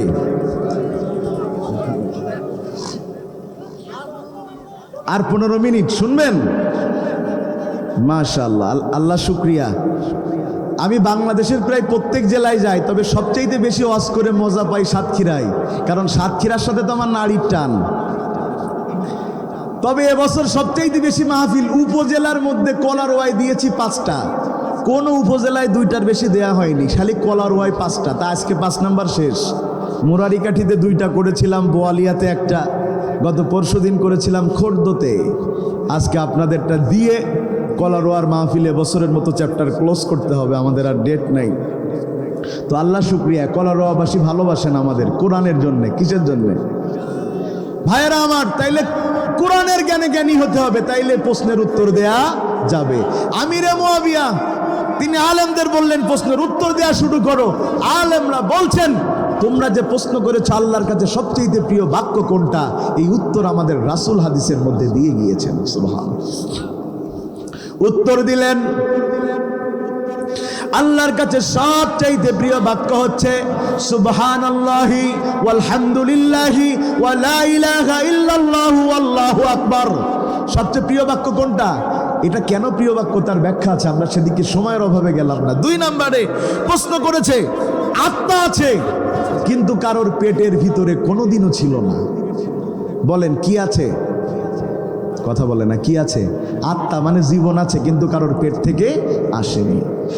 মুসা আলাইহিস সালাতু ওয়াস সালাম নামে একজন নবী ছিলেন কথা বলেন ছিলেন। তার হাতে একটা জিনিস ছিল যেটা ছিল মুজিজা। ওমা তিলকা বিয়ামিনিকা ইয়া মুসা ক্বালা হিয়া আসা। মুসা আলাইহিস সালামের হাতে যেটা ছিল সেটার নাম কি? জোরে বলেন। এই লাঠি কি তিনি কোনো গাছ থেকে কেটেছিলেন? না, তার শ্বশুর হযরতে শুআয়ব আলাইহিস সালাতু ওয়াস সালাম তিনিও নবী। যখন মুসা আলাইহিস সালাতু ওয়াস সালাম তার এলাকা থেকে হিজরত করে শুআয়ব আলাইহিস সালামের এলাকায় গেলেন, নিজের মেয়ের সাথে বিবাহ দিলেন এবং দায়িত্ব দিলেন এতটা সময় তুমি ওই এলাকাতে আমার এই যে বন্য পশুগুলো আছে, আমার গবাদি পশুগুলো আছে দেখাশোনা করবা। তবে যে এইদিকে খাওয়া দাওয়া করাবা ওই দিকে কিন্তু বন্য প্রাণী হিংস্র আসতে পারে, সাপ আসতে পারে, ওদের হাত থেকে বাঁচার জন্যে তোমার হাতে একটা লাঠি তুলে দিলাম। এই ওয়াজ করার পরে সেদিন ওই গাইবান্ধার এক ছেলে বলতেছে নবীও তো তাহলে যৌতুক নিছে।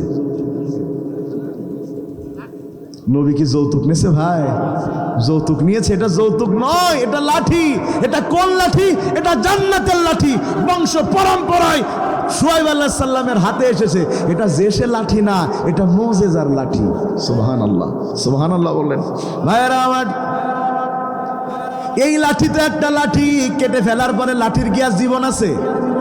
গাছ থেকে কেটে ফেলার পরে লাঠির কি আর কোনো জীবন আছে? কিন্তু লাঠি যেই না তিনি ছেড়ে দিয়েছেন লাঠি সাপ হয়ে গেছে।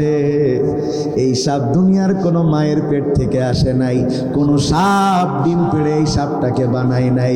এই সাপ সরাসরি কাঠ থেকে সাপ হয়েছে, আবার কাঠ হয়ে গেছে। এই পৃথিবীর প্রথম নম্বর প্রাণী যার আত্মা আছে কিন্তু কোনো মা বাবা নাই, সেটা হচ্ছে মুসা আলাইহিস সালাতু ওয়াস সালামের হাতের লাঠি। সুবহানাল্লাহ। 2 নম্বরে মাটি দিয়ে আল্লাহ অবয়ব বানালেন। মাটির পুরো অবয়ব বানানোর পরে আল্লাহ তার মধ্যে রূহ ফুঁকে দিলেন। আদম আলাইহিস সালাতু ওয়াস সালাম হাঁটা শুরু করেছেন। আদম আলাইহিস সালামের কোনো মাও নাই, বাবাও নাই। বাম পাজর থেকে হাওয়া আলাইহিস সালাতু ওয়াস সালামকে আল্লাহ বানালেন। বানিয়ে বললেন ইয়া আদম উসকুন আনতা যাওজুকাল জান্নাত। ও আদম, তুমি আর তোমার বিবি জান্নাতের মধ্যে বাস করো।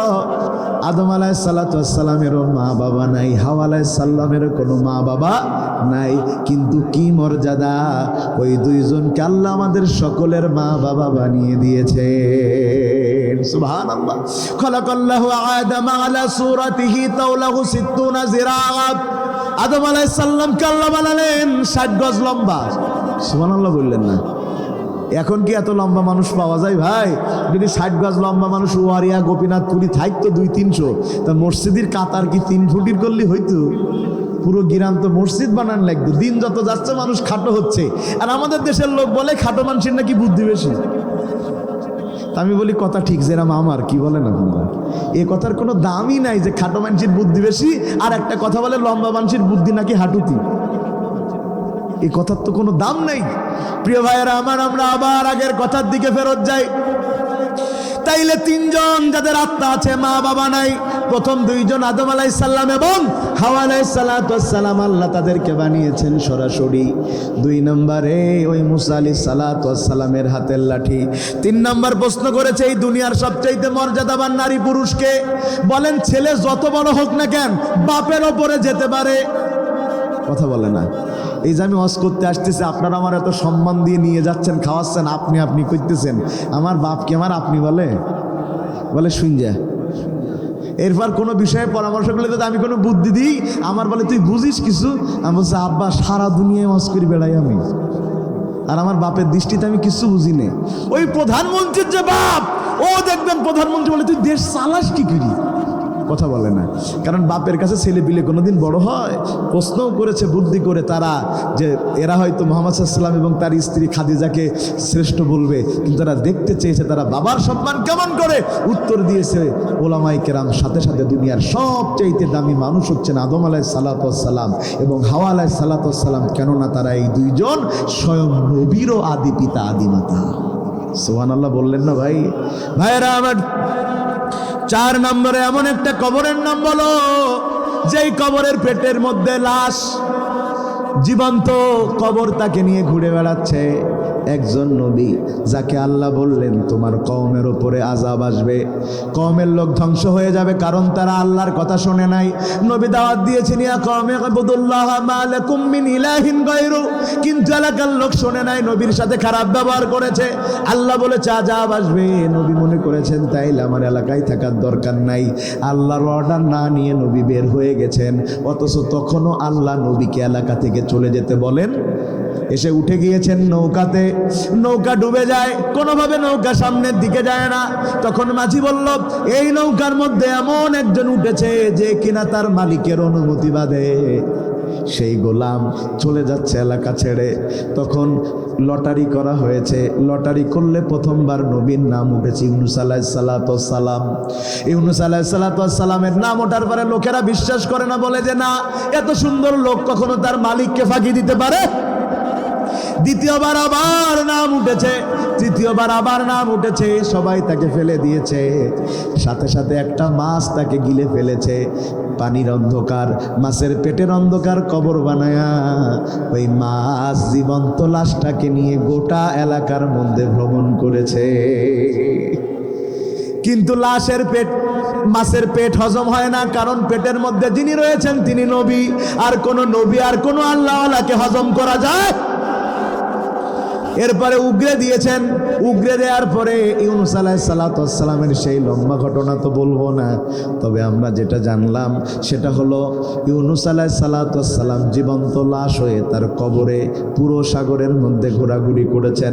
5 নম্বরে তারা প্রশ্ন করেছে যে এমন একটা জায়গা যেখানে সূর্য একবার পড়েছে, জীবনে আর কখনো পড়ে নাই। মুসা আলাইহিস সালাতু ওয়াস সালাম তার লোকজন সহ লোহিত সাগরের পাড়ে পাড়ি দিয়ে চলে যাবে, লাঠি দিয়ে আঘাত করেছেন। রাস্তা হয়েছে কয়টা? জোরে কয় না, রাস্তা হয়েছে কয়টা? 12টা রাস্তা হয়েছে।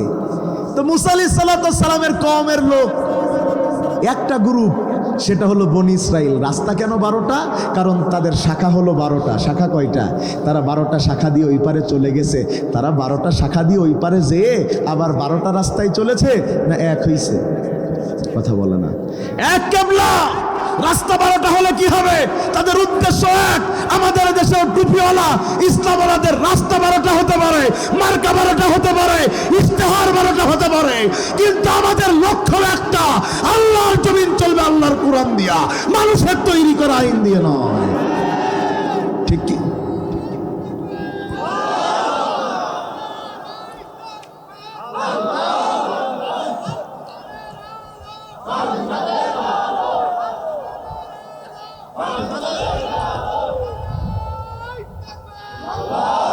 মাশাআল্লাহ, সেই গলা দিয়েছ ভাই আল্লাহ আপনার। আমার মাইক ইসিতে তো খালি গলায় জোর হয়েছে হুজুর। মাশাআল্লাহ। প্রিয় ভাইয়েরা আমার, মুসা আলাইহিস সালাতু ওয়াস সালামের লোকজন যেই রাস্তা দিয়ে যাবে, ওই রাস্তা ছিল না, পানি ছিল আগে? কথা বলে না।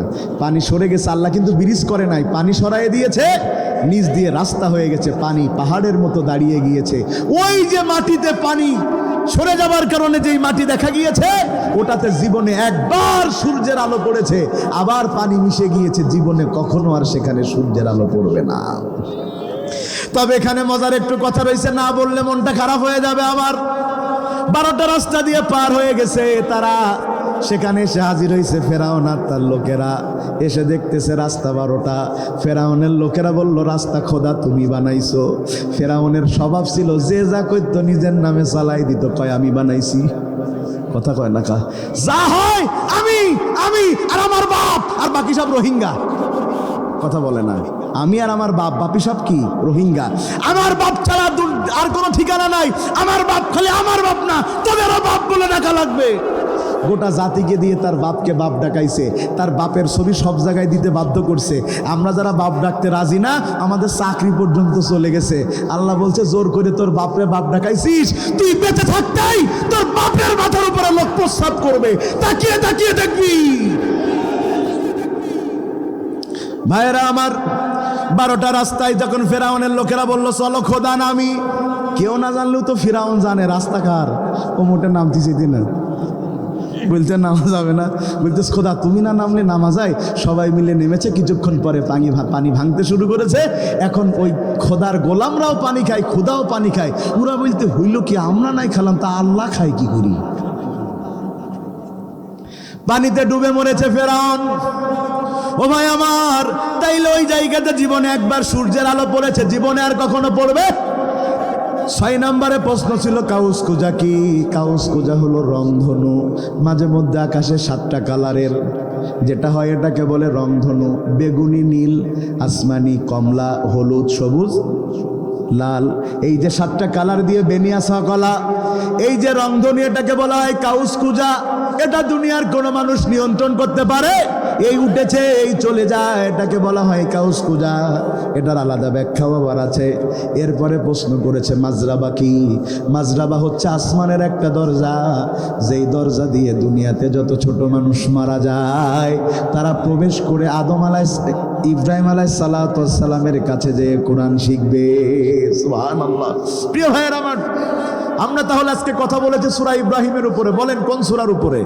14 নম্বর সূরা ইব্রাহিমের 1 নম্বর আয়াতের অর্ধেকের আমরা কিছু কথা বলেছি। প্রথম ব্যাখ্যা করেছি কিতাব কাকে বলে, তারপরে আমরা ব্যাখ্যা করেছি নাজিল হয়েছে রাসূলের উপরে কেমনে, এটার পরে আমরা ব্যাখ্যা করেছি যে কেন নাজিল হয়েছে, কেন নাজিল হওয়ার ব্যাখ্যা